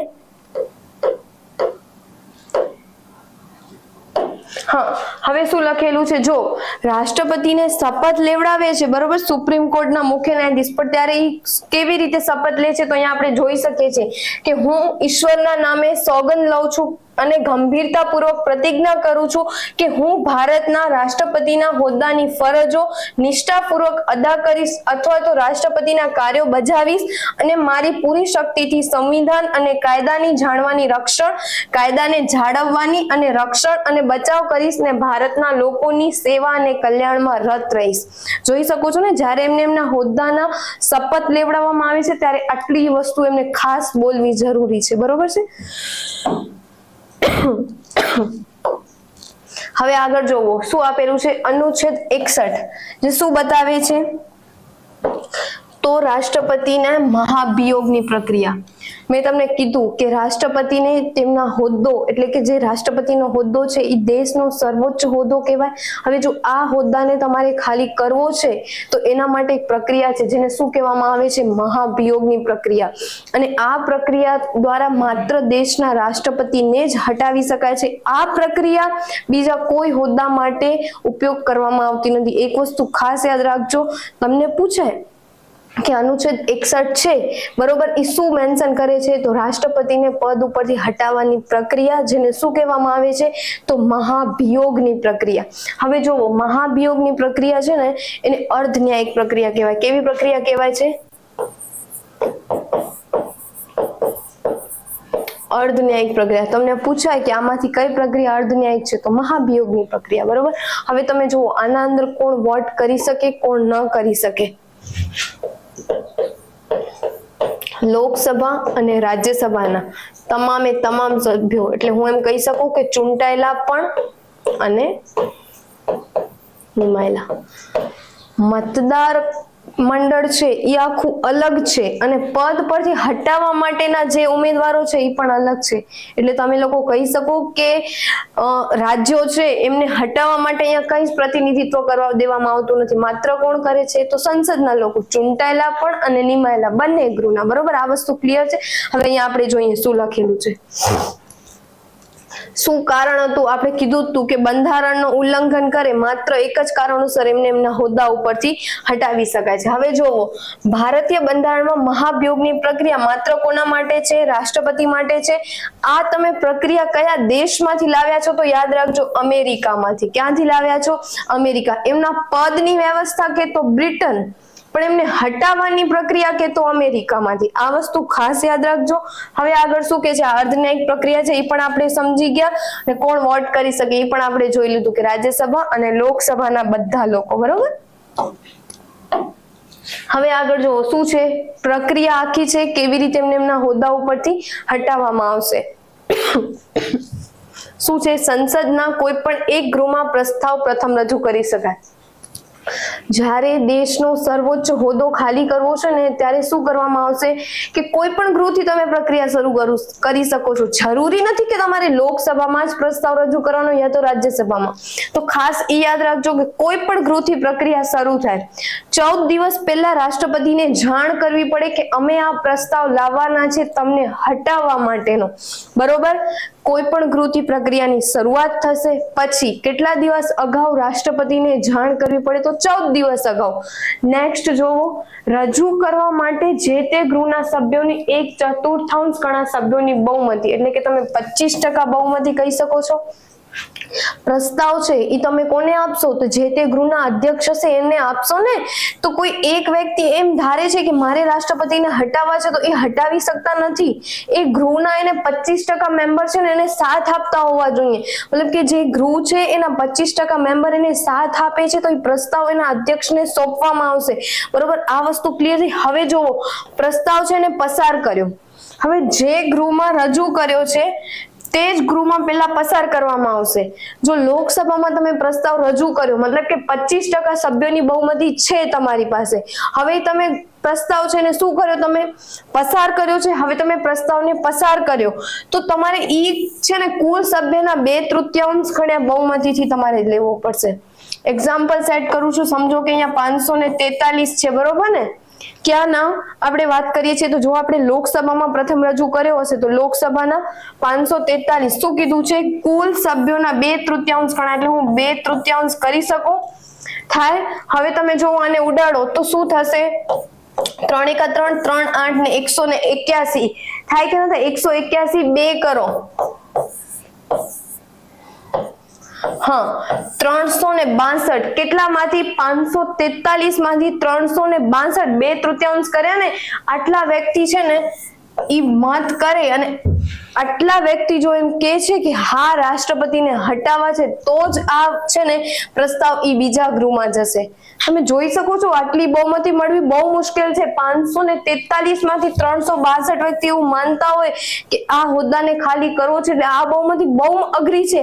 અને બંધારણના અંદર આ સૌથી અઘરામાં અઘરી બહુમતી કહેવામાં આવે છે, જેને વિશિષ્ટ બહુમતી કહેવાય. 2/3 અને ઈ પણ કોના છે? કુલ સભ્યના 2/3. તમે જોવો, આ હજી સુધી ઇતિહાસ સાક્ષી છે. આવી પ્રક્રિયાથી કોઈ દિવસ કોઈ પણ રાષ્ટ્રપતિને હટાવવામાં પણ નથી આવ્યા અને આ આપણા દેશની બંધારણની ગરિમા કહેવાય અને આ હોદ્દા માટે એક માન કહેવાય. દેશનું સર્વોચ્ચ પદ એને તમે આવી રીતે ખાલી ન કરી શકો. બરાબર છે ને એ વસ્તુ? હવે તમે આગળ જોવો કે જે ગૃહથી તમે પ્રક્રિયા શરૂ કરી, રાષ્ટ્રપતિને 14 દિવસ અગાઉ તમે જાણ કરી, એ જ ગૃહના 25% સભ્યોનો તમારે ટેકો છે તો પછી એ જ ગૃહમાં તમે પેલા પસાર કરશો. હવે તમે પસાર કર્યો તો કુલ સભ્યના એ જ ગૃહમાં 2/3 ગણી બહુમતી મળી ગઈ તો હવે પ્રસ્તાવ ક્યાં જશે? તો રાજ્યસભામાં. આપણે લોકસભા આપણે ધારી લીધું છે, લોકસભામાંથી હવે પ્રસ્તાવ ક્યાં આવ્યો? રાજ્યસભામાં. સમજો કે અહીંયા 2/3 તમને બહુમતી મળી પણ ગઈ. હવે તમે પ્રસ્તાવને ક્યાં લાવ્યા? તો રાજ્યસભામાં. હવે રાજ્યસભાની સંખ્યા કેટલી છે? તો 200 ને 45 છે એના કેટલા, તો એના થશે 2/3. એના 2/3 કરો છો એટલે તમને ખબર પડી જશે કે કેટલા થશે, 290 થશે. સોરી,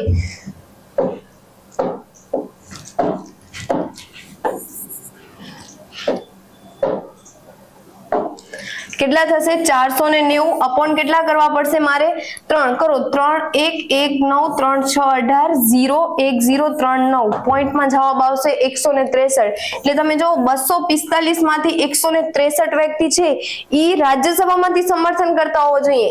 જે તમે લોકસભામાં બહુમતી મેળવી ઈ જ ને ઈ જ બહુમતી તમને ક્યાં જોઈશે, રાજ્યસભામાં. તો 245 બાય 2/3 કરવાના છે આપણે. તો તમે જોવો આટલી બધી બહુમતી મળવી બહુ મુશ્કેલ છે, એ પણ બંને ગૃહમાંથી સંસદના. તો આ બહુમતીથી ખાલી કરવો પડે છે, અને જો આ બહુમતી મળી જાય છે રાજ્યસભામાં તો પછી એ દિવસથી રાષ્ટ્રપતિનું પદ શું થઈ જશે, ખાલી થઈ ગયેલું ગણાશે. અને ઈ જ તારીખે ઈ જ દિવસથી એમનો હોદ્દો છે એ ખાલી થઈ ગયેલો ગણાશે. તો આ પ્રક્રિયા સમજાય. કોઈ પણ ગૃહથી શરૂ કરો, 14 દિવસ અગાઉ રાષ્ટ્રપતિને જાણ કરો કે એમના વિરુદ્ધ તમે પ્રસ્તાવ લાવવાના છો. જે ગૃહમાં તમે પ્રસ્તાવ લાવ્યા એ ગૃહના 25% સભ્યો છે એ તમને સમર્થન કરતા હોવા જોઈએ કે આ પ્રસ્તાવ લાવવા યોગ્ય છે. આ પ્રક્રિયા તમે જોવો કેટલી સમજી વિચારીને લાવવામાં આવેલી હશે કે 25% વ્યક્તિનો તમને સહકાર હોવો જોઈએ. બાકી 1-2 જણા એવું માને છે તો પછી તમે એ ગૃહમાં પ્રસ્તાવ નથી લાવી શકતા. હવે તમે ગૃહમાં પ્રસ્તાવ લાવી દીધો, બરોબર છે. હવે એ જ ગૃહના તમને 2/3 ગણા સભ્યની બહુમતી પણ મળવી જોઈએ. જો બહુમતી મળી જાય છે તો એના પછી એક પ્રસ્તાવ છે બીજા ગૃહમાં જશે, અને બીજા ગૃહમાં એ જ બહુમતી મળવી જોઈએ 2/3. અને જો ત્યાં પણ મળી જાય છે તો જ આ હોદ્દો છે એ શું થશે, ખાલી. તો આ બહુમતીથી પદ ખાલી થાય ને એ બહુ જ અઘરી વસ્તુ છે, ને હજી સુધી થયું પણ નથી, બરોબર ને. હવે આગળ જોવો શું લખ્યું છે કે મહાભિયોગના પ્રસ્તાવ ઉપર તમે સંયુક્ત બેઠક ન બોલાવી શકો, અને બંને ગૃહમાંથી પ્રસ્તાવ પસાર થાય તે જ દિવસે તેમનો પદ શું થઈ જાય છે, ખાલી. એમના હોદ્દા માટે કાંઈક વાદ વિવાદ થાય છે બંને ગૃહના વચ્ચે, તો તમે શું નથી બોલાવી શકતા, સંયુક્ત બેઠક. આ ખાસ યાદ રાખજો. આ ડીવાયસોમાં છે ને પૂછેલો ક્વેશ્ચન છે કે મહાભિયોગના પ્રસ્તાવ ઉપર સંયુક્ત બેઠક બોલાવી શકાય કે નહીં. આ વિધાનમાં પૂછેલું હતું, ત્યારે આ વિધાન કેવું આવે, સાચું. કેમ કે સંયુક્ત બેઠક છે એ નથી બોલાવી શકાતી, પણ એમ આવે કે મહાભિયોગની પ્રક્રિયા ઉપર સંયુક્ત બેઠક બોલાવી શકો તો હળાહળ શું આવશે, ખોટું આવશે, બરોબર ને. હવે આગળ જુઓ. આગળ શું છે, રાષ્ટ્રપતિની સત્તાઓ. એમને કઈ કઈ સત્તાઓ છે, ધારાકીય, કારોબારી, સૈન્ય સત્તા, નાણાકીય સત્તા, રાજદ્વારી સત્તા, ઘણી બધી સત્તાઓ આપેલી છે, બરોબર ને એમને. એમાં આપણે પહેલી સત્તા જોવાની છે ધારાકીય સત્તા. કઈ સત્તા, ધારાકીય સત્તા. હવે તમે જો એના અંદર સૌથી પહેલા અનુચ્છેદ છે 79. ધારાકીય સત્તા. ધારા એટલે શું થાય, કાયદો. કાયદો કોણ બનાવે છે, સંસદ. તો સંસદને લગતી આ બધી સત્તાઓ હશે, જોઈ શકો છો. પહેલા જ લખી લે છે 79. શું આવશે, સંસદની જોગવાઈ. આપણે આ વસ્તુ જોવાની છે જ્યારે સંસદ ભણવાનું છે ત્યારે, કે શું આવશે 79 માં સંસદની જોગવાઈ. પછી જો 83. રાજ્યસભા ભણવા ટાઈમે મેં કીધું હતું કે 83 શું આવશે કે રાજ્યસભામાં 12 સભ્યોની નિમણૂક કરશે. કોણ કરશે, તો રાષ્ટ્રપતિ. પછી આવશે હા, અને એ પણ કલા, સાહિત્ય અને વિજ્ઞાન અને સમાજ સેવા, આ 4 ફિલ્ડમાંથી વ્યક્તિ હોવો જોઈએ, બરોબર. આ આપણે લોકસભા રાજ્યસભા ભણ્યા ત્યારે આ વસ્તુ ભણેલી છે. હવે આગળ જો 331. અનુચ્છેદ 331 માં લોકસભાના અંદર 2 એંગ્લો ઇન્ડિયન સભ્યની નિમણૂક કરવામાં આવે છે. તમે જોઈ શકો છો કેટલા સભ્ય છે ટોટલ, 545. એમાં 2 ની નિમણૂક કરાય છે. કોણ હોય છે એ 2, તો અહીંયા કહી શકું કે એંગ્લો ઇન્ડિયન. પણ આ છે ને પ્રક્રિયા, આ છે ને હમણાં એ શું કરવામાં આવેલી છે, તો હમણાં સ્થગિત છે. આ સ્થગિત છે, ક્યારથી સ્થગિત કરવામાં આવી છે? તો યાદ રાખજો, બંધારણીય સુધારો છે 104/2020 થી આ અનામત છે ને હમણાં સ્થગિત છે. મતલબ કે તમે કહી શકો કે આ બે જે છે સીટ ઈ હમણાં ભરાતી નથી લોકસભામાં. ક્યારથી? તો 2020 થી. એના માટે બંધારણીય સુધારો કર્યો છે ને આ વસ્તુ હમણાં શું કરવામાં આવેલી છે? તો સ્થગિત કરવામાં આવેલી છે. ડન છે. જો અહીંયા જોયું 79 શું આવશે? સંસદની જોગવાઈ 83 માં રાજ્યસભામાં રાષ્ટ્રપતિ 12 સભ્યોની નિમણૂક, અને ઈ ક્યાંથી આપણે લીધું છે? તો આયર્લેન્ડ માંથી લીધું છે. અને 331 માં લોકસભામાં 2 એંગ્લો ઇન્ડિયનની નિમણૂક. હવે તમે લોકો આગળ જોઈ શકો છો અનુચ્છેદ 108 શું છે? સંયુક્ત બેઠકની જોગવાઈ. સંયુક્ત બેઠક છે ઈ કોણ બોલાવી શકે? કોને સત્તા છે? તો રાષ્ટ્રપતિ બોલાવી શકે છે, બરોબર. અને અનુચ્છેદ 111 જે શું બતાવે છે? વીટો પાવરની સત્તા. રાષ્ટ્રપતિને શું આપવામાં આવેલી છે? વીટો પાવરની સત્તા, કે કયા કયા વીટો ઈ વાપરી શકે, કયા કયા ખરડા ઉપર. હવે અહીંયા વીટો પાવર વિશે આપણે ડીપમાં ભણવાનું છે, તો પહેલા જોઈએ આપણે. વીટો એ લેટિન ભાષાનો શબ્દ છે જેનો અર્થ રોકવું અથવા અટકાવવું થાય. પેલા તો વીટો પાવર માટે આર્ટિકલ યાદ રાખજો 111 શું આવશે? 111. વીટો છે એ કઈ ભાષાનો શબ્દ છે? તો લેટિન ભાષાનો, અને એનો મતલબ શું થાય? તો રોકવું અથવા અટકાવવું, બરોબર. આટલું જોયું. હવે આગળ જોવો વીટોના પ્રકાર. તો વીટો છે ને એના ટોટલ 3 પ્રકાર છે. એક એબ્સોલ્યુટ વીટો, પછી એક આવશે સસ્પેન્સરી વીટો, અને એક આવશે પોકેટ વીટો, બરોબર. ત્રણેયને આપણે ડીપમાં ભણવાનું છે. એબ્સોલ્યુટ વીટો એટલે કે તમે એને આત્યંતિક વીટો કહી શકો. શું કહી શકો? આત્યંતિક વીટો. આ વીટોની સત્તાનો ઉપયોગ કરી રાષ્ટ્રપતિ ખરડાનો શું કરે છે? તો અસ્વીકાર કરે છે. કોઈ પણ ખરડો રાષ્ટ્રપતિ પાસે આવ્યો અને એ કહે કે મારે એને એક્સેપ્ટ નથી કરવો, મતલબ કે એ ખરડાને રિજેક્ટ કરી દે છે. શું કરી દે છે? અસ્વીકાર. જ્યારે અસ્વીકાર કરે છે ને તો એને કયો વીટો વાપર્યો કહેવાય? તો એબ્સોલ્યુટ વીટો, આત્યંતિક વીટો. કયો વીટો વાપર્યો કહેવાય? આત્યંતિક વીટો. હવે આગળ જોવો. હવે આગળ શું કે છે? સસ્પેન્સરી વીટો એટલે કે નિલંબનકારી વીટો. જો કોઈ પણ વીટો છે, બરોબર, એ ક્યારે વાપરી શકે? એ રાષ્ટ્રપતિ પાસે સત્તા હોય છે. હવે કોઈ પણ ખરડો છે એ રાષ્ટ્રપતિ પાસે આવે છે. રાષ્ટ્રપતિ પાસે ખરડો આવ્યો, પણ રાષ્ટ્રપતિ છે એ એમ કે છે, એ એને રિજેક્ટ પણ નથી કરતા કે નથી પોતાની પાસે રાખતા, પણ એમને છે ને સુધારા વધારાની જરૂર પડે છે. તો એ છે ને ગૃહમાં પાછું મોકલાવે કે એકવાર તમે ચેક કરી લો. એટલે તમે એને એમ કહી શકો કે પુનઃ મોકલે. જ્યારે રાષ્ટ્રપતિ કોઈ ખરડાને ઈ ગૃહમાં પાછો મોકલે છે ને ત્યારે શું કહેવાય? કે એમને સસ્પેન્સરી વીટો વાપર્યો. પણ એના માટે થોડી કન્ડિશન છે. તમે જોવો કે પુનઃ વિચાર માટે ખરડાને મોકલી શકે, મતલબ કે રાષ્ટ્રપતિને લાગે કે આના અંદર કોઈ સુધારા વધારા કરવા છે તો એના માટે મોકલી શકે છે. હવે આગળ જોવો, રાષ્ટ્રપતિ સંસદ અને રાજ્યપાલ વિધાનમંડળના ખરડાને એક જ વખત પુનઃ વિચાર માટે મોકલી શકે. જ્યારે ખરડા ભણશો ને ત્યારે ખબર પડશે રાષ્ટ્રપતિ છે ને એમના પાસે માત્ર એક જ વાર પુનઃ મોકલવાની સત્તા છે. જો ઈ જ ખરડા ઉપર પુનઃ વિચાર કરીને એ ગૃહ પાછું રાષ્ટ્રપતિને મોકલે ને તો કમ્પલસરી રાષ્ટ્રપતિ એના ઉપર સહી કરવી પડે છે. તો તમે યાદ રાખી શકો કે રાજ્યનો જો કોઈ ખરડો છે તો એને રાજ્યપાલ, અને જો કેન્દ્રનો કોઈ ખરડો છે તો એને રાષ્ટ્રપતિ કેટલી વાર પુનઃ વિચાર કરાવી શકે? તો માત્ર એક વખત.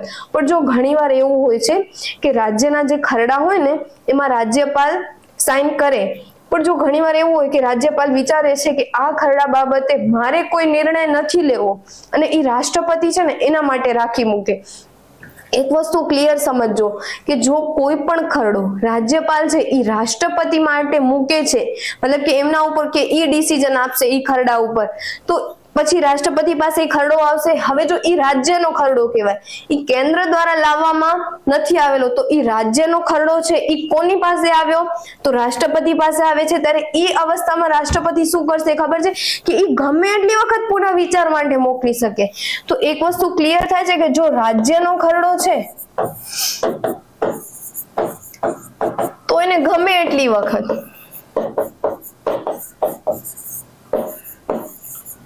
કોણ મોકલી શકે? પુનઃ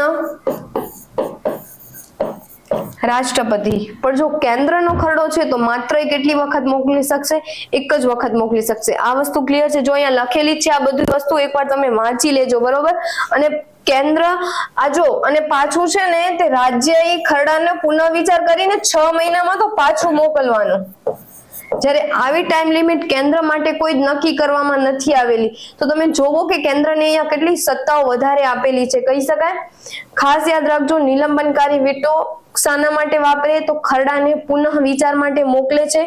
કેન્દ્રનો ખરડો રાષ્ટ્રપતિ એકવાર પુનઃ વિચાર માટે મોકલી શકે અને એ ગૃહને કોઈ ટાઈમ લિમિટ નથી આપવામાં આવતી કે તમે આટલા ટાઈમમાં અમને પુનઃ વિચાર કરીને મોકલજો. પણ જો કોઈ રાજ્યનો ખરડો છે જે રાષ્ટ્રપતિ માટે પુનઃ વિચાર માટે આવે છે તો પછી રાષ્ટ્રપતિ છે ને એ ટાઈમ લિમિટ આપે કે 6 મહિનાના અંદર પુનઃ વિચાર થઈને આવવો જોઈએ અને એ ગમે એટલી વખત છે ને એ ખરડાને પુનઃ વિચાર માટે મોકલી શકે છે.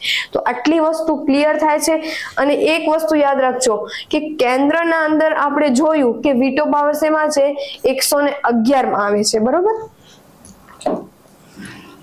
હવે આગળ જોવો શું છે પોકેટ વીટો, શું છે જેબી વીટો. આ વીટોની સત્તાનો ઉપયોગ કરી અનિર્ણિત અવસ્થામાં અનિશ્ચિત કાળ સુધી મુલતવી રાખી શકે. શું કે છે જેબી પોકેટ વીટો? આ વર્ડ ઉપરથી તમે કેચઅપ કરી શકો છો કે એ કાંઈ જવાબ જ નહીં આપે. સમજો છો ને? અનિર્ણિત અવસ્થામાં અનિશ્ચિત કાળ સુધી કોઈ નિર્ણય પણ નથી લેતા ને કોઈ ટાઈમ લિમિટ પણ નથી, ત્યાં સુધી શું કરે છે? એ પોતાની પાસે જે ખરડાને રાખી શકે છે. તો તમે જોવો કે અહીંયા રાષ્ટ્રપતિ પાસે એ પણ સત્તા છે કે જવાબ આપ્યા વગર પણ કોઈ ખરડાને પોતાની પાસે રાખી શકે. ત્યારે કયો એમને વીટો વાપર્યો કહેવાય? તો પોકેટ વીટો. હવે તમે જોવો, જ્ઞાની ઝૈલ-સિંહ જે આપણા રાષ્ટ્રપતિ હતા, એમણે પોસ્ટ સુધારણા ખરડા ઉપર પહેલી વાર પોકેટ વીટોનો ઉપયોગ કર્યો હતો. પોકેટ વીટોનો ઉપયોગ તમને પૂછે કોણે કર્યો છે તો જ્ઞાની ઝૈલ-સિંહે. કયો ખરડો હતો? તો પોસ્ટ સુધારણા ખરડો. કયો હતો? પોસ્ટ સુધારણા. અને આજ જે હતો ને એના ઉપર આર વેંકટરામન હતા ને, આર વેંકટરામન, એમણે કયો વીટો વાપર્યો હતો? તો નિલંબનકારી. આ એક જ એવો ખરડો છે કે જેના ઉપર 2 વીટો પાવર યુઝ થયેલા છે, જે અલગ અલગ રાષ્ટ્રપતિએ કર્યા છે. પહેલો જ્ઞાની ઝૈલ-સિંહે પોકેટ વીટો અને એ જ ખરડા ઉપર આર વેંકટરામને શું કર્યું હતું? તો નિલંબનકારી, બરોબર? આટલી વસ્તુ ડન છે. આપણે આજનો લેક્ચર આટલું રાખીએ છીએ. પાછા મળશું આપણે નેક્સ્ટ લેક્ચરમાં. Thank you. નમસ્કાર વિદ્યાર્થી મિત્રો, હું છું તંજીના ખત્રી અને ઓરેકલ ફાઉન્ડેશનના ડિજિટલ પ્લેટફોર્મ ઉપર તમારા બધાનું હાર્દિક સ્વાગત છે. પાછા આપણે મળીએ છીએ બંધારણ વિષયના સાથે. તો ચાલો આપણે આજનો ટોપિક શરૂ કરીએ, જે છે ઉપરાષ્ટ્રપતિ. તમને લોકોને ખબર હશે આપણે નેક્સ્ટ લેક્ચરમાં જોયું હતું કે રાષ્ટ્રપતિ જે દેશનો સર્વોચ્ચ હોદ્દો કહેવામાં આવે છે, બરોબર ને? તમને લોકોને ધ્યાને જ હશે. તો પછી રાષ્ટ્રપતિ પછીનું જો કોઈ પદ છે તો ઈ પદ કયું આવશે? ઉપરાષ્ટ્રપતિ. હવે જો તમને લોકોને ખબર હશે કે આપણે કહીએ કે દેશનો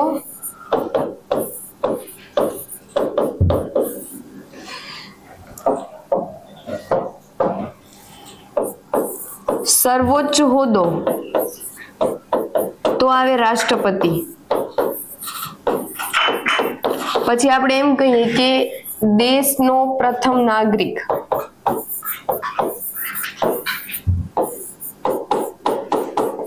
તો પણ આપણે કોને ધ્યાને લઈએ છીએ? રાષ્ટ્રપતિને. પણ જો તમને એમ કહેવાય કે દેશના બીજા નંબરના નાગરિક,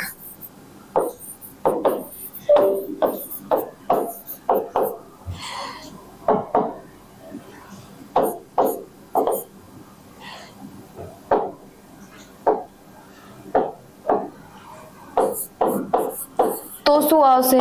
જો રાષ્ટ્રપતિ છે એ પ્રથમ નંબરના નાગરિક છે તો પછી એમના પછીનું પદ કયું આવશે? તો આપણને ખબર છે કે ઉપરાષ્ટ્રપતિનું પદ આવશે, જે આજનો આપણો ટોપિક છે, બરોબર? તો ઉપરાષ્ટ્રપતિ છે એ દેશના બીજા નંબરના નાગરિક છે, બરોબર છે? આટલી વસ્તુ તમને લોકોને. જો હવે આપણે એક વસ્તુ ખાસ ધ્યાન રાખવાની છે કે ઉપરાષ્ટ્રપતિનું પદ છે, બરોબર, એ બંધારણમાં દર્શાવેલું છે. જો કોઈ પદ છે ને એના માટે અનુચ્છેદ ફાળવવામાં આવેલો હોય ને તો એ પદને પછી બંધારણીય પદ કહેવામાં આવે. તો હવે જો આપણે પહેલા તો એ જોશું કે ઉપરાષ્ટ્રપતિ છે એ કયા ભાગમાં આવશે, પછી કયા કયા અનુચ્છેદ એમના માટે ફાળવવામાં આવેલા છે, એમના કાર્યો શું છે, એમની પાસે શું શક્તિઓ રહેલી છે અને એ કઈ કઈ જગ્યાએ શું શું ભૂમિકા ભજવે છે આપણા દેશમાં. તો આપણે ઉપરાષ્ટ્રપતિનો તમામે તમામ ટોપિક ચાલુ કરીએ, બરોબર ને? સૌથી પહેલા તો જોવો, આપણને પૂછાય કે એમનું પદ છે, બરોબર, એ કઈ વ્યવસ્થાથી લાવવામાં આવી છે. તો યાદ રાખજો, રાષ્ટ્રપતિ અને ઉપરાષ્ટ્રપતિ બંનેનું પદ છે ને એ એક અધિનિયમ હતો જે 1952 માં પસાર થયો હતો. એનામાંથી આ કાયદો ધ્યાને લેવાય છે. રાષ્ટ્રપતિ અને ઉપરાષ્ટ્રપતિના પદનો અધિનિયમ પૂછાય તો અધિનિયમ આવશે 1952. પછી ભાગ પૂછાય છે, જો રાષ્ટ્રપતિ ભાગ 5 માં છે તો ઉપરાષ્ટ્રપતિ પણ કયા ભાગમાં આવશે? ભાગ 5 માં. હવે જો આપણે અહીંયા રાષ્ટ્રપતિ અને ઉપરાષ્ટ્રપતિ એમને કમ્પેરિઝન કરીને ભણવાના છે ને, એટલે આ ટોપિક તમને જલ્દી યાદ રહી જશે. પછી ત્યાં રાષ્ટ્રપતિ ભાગ 5 માં હતા તો ઉપરાષ્ટ્રપતિ પણ કયા ભાગમાં આવશે? તો ઉપરાષ્ટ્રપતિ પણ ભાગ 5 માં આવશે. હવે જો રાષ્ટ્રપતિના પદની વ્યવસ્થા છે ને અનુચ્છેદ 52 થી 62 માં હતી. ક્યાંથી હતી? 52 થી 62. તો જો જ્યાં આ આર્ટિકલ પૂરો થાય છે ને ત્યાંથી જ ઉપરાષ્ટ્રપતિનું શરૂ થાય છે. જો ક્યાંથી છે? 63 થી 71. તો આ વસ્તુ ક્લિયર થાય. રાષ્ટ્રપતિ જો ભાગ 5 છે ને એ 52 થી જ ચાલુ થાય છે. 52 થી લઈ અને 151 પદ આખા ભાગ 5 ના છે. એનામાં સૌથી પહેલા રાષ્ટ્રપતિ 52 થી 62, પછી આવશે 63, 63 થી 71. કોણ આવશે? ઉપરાષ્ટ્રપતિ. આટલી વસ્તુ ક્લિયર થઈ. પછી આપણે શું જોયું? રાષ્ટ્રપતિ છે એ પ્રથમ નંબરના નાગરિક છે, જ્યારે ઉપરાષ્ટ્રપતિ શું છે? તો એ બીજા નંબરના નાગરિક છે, બરોબર. રાષ્ટ્રપતિ બાદ સર્વોચ્ચ બંધારણીય વડા છે. તમને કહેવાય કે સર્વોચ્ચ બંધારણીય વડા કોણ? તો રાષ્ટ્રપતિ. તો રાષ્ટ્રપતિ બાદના કોણ આવશે? તો ઉપરાષ્ટ્રપતિ. આ પૂછાઈ શકે કે સર્વોચ્ચ બંધારણીય વડા કોણ? એ ટાઈમે સુપ્રીમ કોર્ટના મુખ્ય ન્યાયાધીશ ન લખતા, બરોબર ને? બંધારણીય વડા રાષ્ટ્રપતિ આવશે. કારણ કે જ્યારે પણ આપણો દેશ છે ને એ કોઈ પણ દેશ સાથે આંતરરાષ્ટ્રીય સંધિ કે કરાર કાંઈ પણ કરે છે ને તો એ કોના નામે કરવામાં આવે? તો એ રાષ્ટ્રપતિના નામે થાય. હા, એના અંદર ભલામણ છે એ વડાપ્રધાન અને તેમના મંત્રી પરિષદની હોય છે, એમાં નો ડાઉટ. પણ આપણે જે કરાર કરીએ છીએ એ કોના નામે થાય છે? તો રાષ્ટ્રપતિના નામે કરીએ છીએ. એટલે એક વસ્તુ અહીંયા ક્લિયર છે. તો એમના પછીનું બંધારણીય વડા કહેવાય તો ઉપરાષ્ટ્રપતિ આવશે. હવે આગળ જુઓ, ઉપરાષ્ટ્રપતિના પદની જોગવાઈ આપણે ક્યાંથી સ્વીકારી છે? તો અમેરિકામાંથી. અહીંયા વિડીયો પોઝ કરીને એકવાર વિચારવાનું કે રાષ્ટ્રપતિ છે એમના પદની વ્યવસ્થા ક્યાંથી સ્વીકારેલી હતી? તો તમારા લોકોનો જવાબ શું હશે? બ્રિટન. પણ જ્યારે ઉપરાષ્ટ્રપતિના પદની વ્યવસ્થા કેવાય છે તો એ ક્યાંથી આવશે? અમેરિકામાંથી. આટલા કોન્સેપ્ટ ક્લિયર છે. અહીંયા તમારા ઘણા ક્વેશ્ચન ક્લિયર થયા છે રાષ્ટ્રપતિના પણ અને ઉપરાષ્ટ્રપતિના. ચલો હવે આગળ જોઈએ. હવે આગળ જોવો શું કે છે. હવે છે ને અનુચ્છેદ સ્ટાર્ટ થાય છે. તો પહેલા તો આપણે એક વસ્તુ જોવાની કે અનુચ્છેદ સ્ટાર્ટ થાય છે તો હું તમને છે ને જ્યાં જ્યાં ડિફાઇન કરું ને તમારે એ જ અનુચ્છેદ યાદ રાખવાના છે. બધા યાદ રાખવાની જરૂર નથી, બરોબર.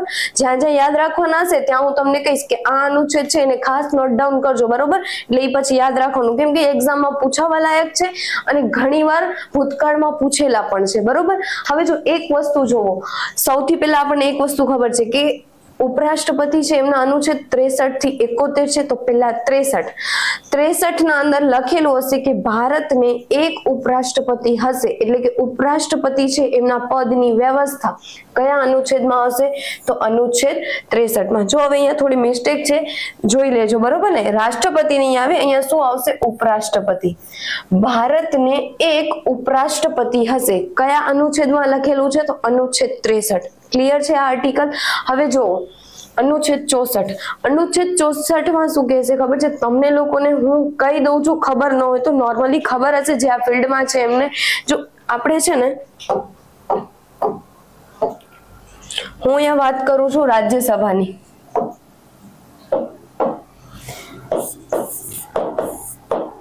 જો રાજ્યસભા છે ને એના અંદર જે સભાપતિ હોય ને એ આપણા દેશના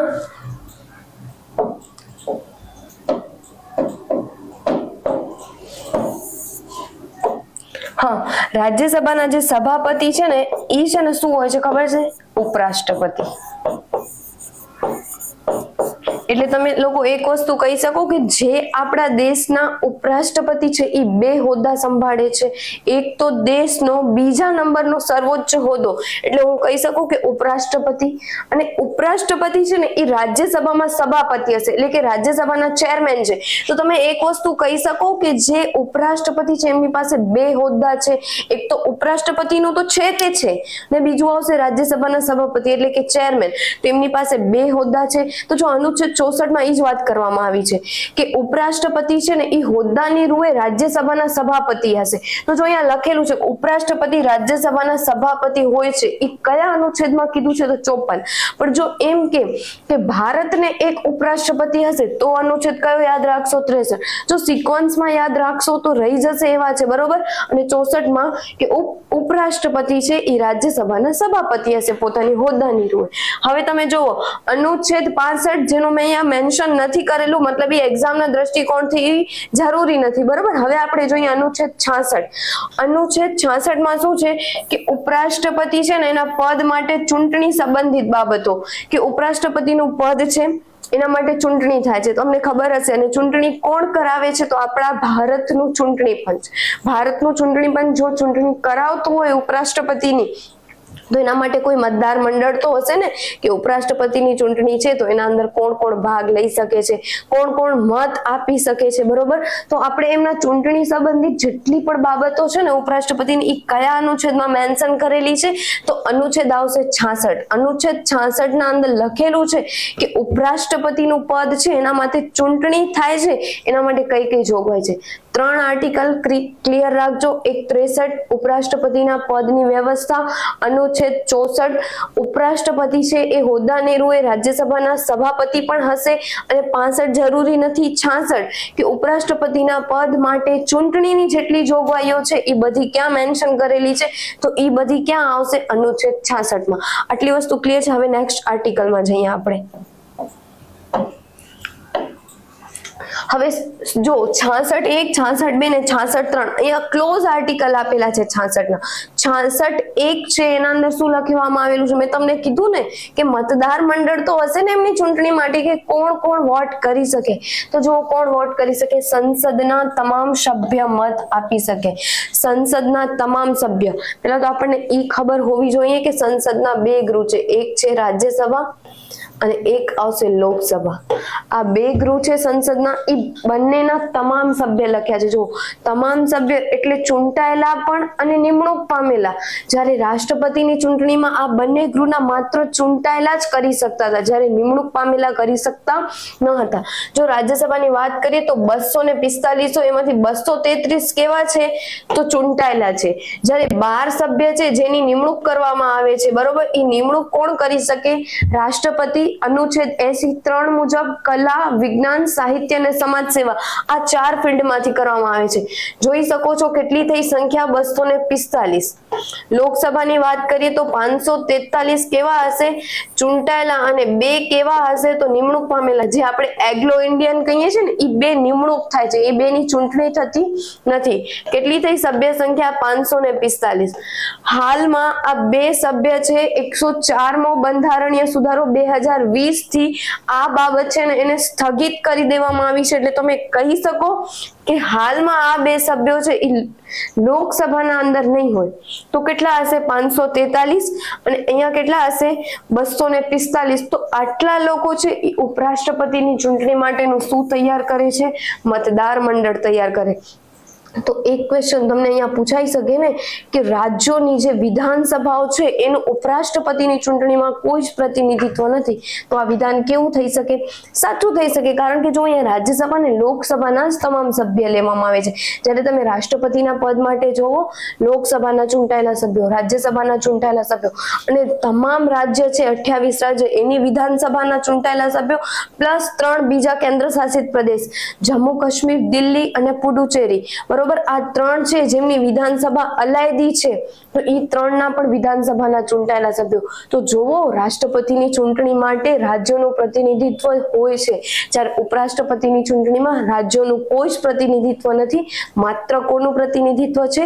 તો સંસદના તમામે તમામ સભ્ય, જેમાં કોણ કોણ આવશે? ચૂંટાયેલા પણ અને નિમણૂક પામેલા લોકસભા અને રાજ્યસભા બંનેના. આટલી વસ્તુ ડન છે. આ વસ્તુ ક્યાં લખેલી છે? અનુચ્છેદ 66(1) ના અંદર. બરાબર છે. હવે આગળ જોવો, અનુચ્છેદ 66(2) ઉપરાષ્ટ્રપતિ સંસદ કે વિધાનમંડળના સભ્ય બની શકતા નથી. હવે આપણને ખબર જ છે કે નથી સંસદના બની શકતા અને નથી વિધાનમંડળના સભ્ય બની શકતા. કારણ કે પોતાનું એક પદ જ અલગ છે. એ નથી સંસદના સભ્ય, નથી કોઈ રાજ્યની વિધાનમંડળના સભ્ય, એટલે કોઈના સભ્ય બની શકતા નથી. એવું કયા અનુચ્છેદમાં તમને કીધું છે? તો અનુચ્છેદ આવશે 66(2). બરાબર છે. હવે જુઓ 66(3) એના અંદર લાયકાતો આપેલી છે કે કઈ લાયકાત હોવી જોઈએ કે એ માણસ ઉપરાષ્ટ્રપતિ બની શકે. જો એ લખ્યું છે રાષ્ટ્રપતિમાં લખીએ તે 4 અને રાજ્યસભાના સભ્ય થઈ શકે તેવી લાયકાત. હવે અહીંયા ધ્યાન રાખજો કઈ લાયકાતો આવશે. બરોબર, પહેલી લાયકાત કોઈ પણ પદ માટે લખી દેવાની, ભારતનો નાગરિક હોવો જોઈએ.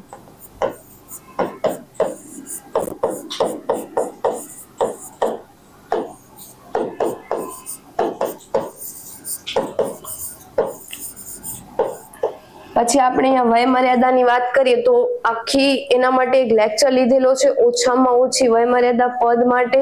યાદ રાખજો, એકવાર રિવાઇઝ કરું છું, જો દેશનું સર્વોચ્ચ પદ છે એના પછીનું સર્વોચ્ચ પદ અને રાજ્યનું સર્વોચ્ચ પદ, આ 3 પદ માટે વય મર્યાદા આવશે 35 વર્ષ. યાદ રાખજો, હું ખાસ ડિફાઇન કરું છું કે 3 પદ જ એવા છે કે જેના માટે વય મર્યાદા 35 જોઈશે. એક રાષ્ટ્રપતિ, એક ઉપરાષ્ટ્રપતિ અને ત્રીજા આવશે દરેક રાજ્યના રાજ્યપાલ. આના સિવાયનું જો કોઈ ચોથું મૂકે છે 35 વર્ષની વયમર્યાદામાં તો ઈ હડાહડ ખોટું હશે. એટલે વયમર્યાદા તમને પૂછે તો કેટલી આવશે? તો 35 વર્ષ. ઓછામાં ઓછી વય મર્યાદા ઉપરાષ્ટ્રપતિ બનવા માટે કેટલી આવશે? 35 વર્ષ આવશે. હવે જો તમને લોકોને એક વસ્તુ યાદ હશે કે આપણને ખબર છે એમ લખેલું હતું રાષ્ટ્રપતિમાં કે કોઈ લાભનું પદ ન હોવું જોઈએ, તો એ અહીંયા લખી શકો, તમે મેન્શન કરી શકો, કોઈ લાભનું પદ ન હોવું જોઈએ. લાભનું પદ એટલે મેં ડિફાઇન કરેલું છે કે એ વ્યક્તિને સરકાર છે ને પગાર ન ચૂકવતી હોવી જોઈએ. બરોબર, તો એ લાભનું પદમાં ગણાય એવું કોઈ પદ ન હોવું જોઈએ. અને તમને ખબર હશે કે એના માટે છૂટ આપેલી છે. 4 પદો હતા.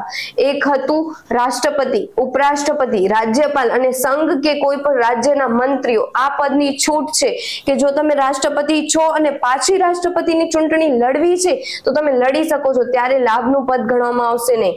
કોઈ વ્યક્તિ ઉપરાષ્ટ્રપતિ છે અને એ પોતાના હોદ્દા ઉપર છે અને એ ટાઈમે રાષ્ટ્રપતિના ઇલેક્શન થાય છે અને એને લડવું છે તો એ લડી શકે છે, એ ટાઈમે લાભનું પદ જોવામાં આવશે નહીં. મતલબ કે એના માટે મુક્તિ આપેલી છે. બરોબર ને? હવે જો એક તો લાભનું પદ ન હોવું જોઈએ, 4 નંબરમાં આવશે અસ્થિર ન હોવો જોઈએ. સમજો છો ને? અસ્થિર ન હોવું જોઈએ, મગજથી અસ્થિર ન હોવું જોઈએ. બરોબર, અને નંબર 5 તમને અહીંયા લખેલું આપ્યું છે. આપણે પેલા એકવાર ક્લિયર કરીએ કે રાષ્ટ્રપતિમાં શું હતું કે લોકસભાના સભ્ય થઈ શકે એટલી લાયકાત હોવી જોઈએ, જ્યારે ઉપરાષ્ટ્રપતિમાં શું આવશે? રાજ્યસભાના.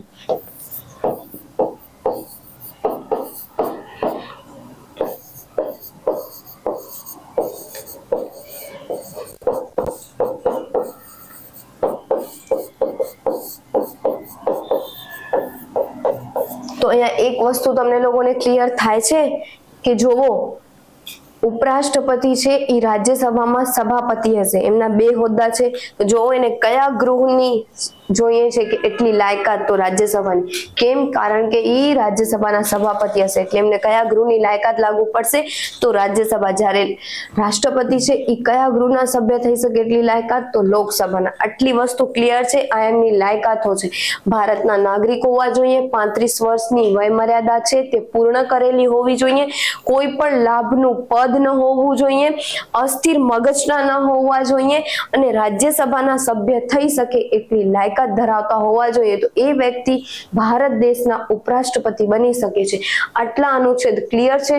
નંબર 1 મતદાર મંડળ સંસદના તમામ સભ્યો. નંબર 2 માં હતું ઉપરાષ્ટ્રપતિ સંસદ કે વિધાન મંડળના સભ્ય બની શકતા નથી. 66(3) એમની લાયકાતો જે આપણે હમણાં જોઈ. આટલી વસ્તુ ડન છે. હવે આગળ જઈએ આપણે. હવે આગળ જો શું લખેલું છે, ઉમેદવારી નોંધાવવાની પ્રક્રિયા. જો કોઈ વ્યક્તિ છે એને ઉપરાષ્ટ્રપતિના પદ માટે ઇલેક્શન લડવા છે તો ઉમેદવારી નોંધાવવાની પ્રક્રિયા છે, બરોબર.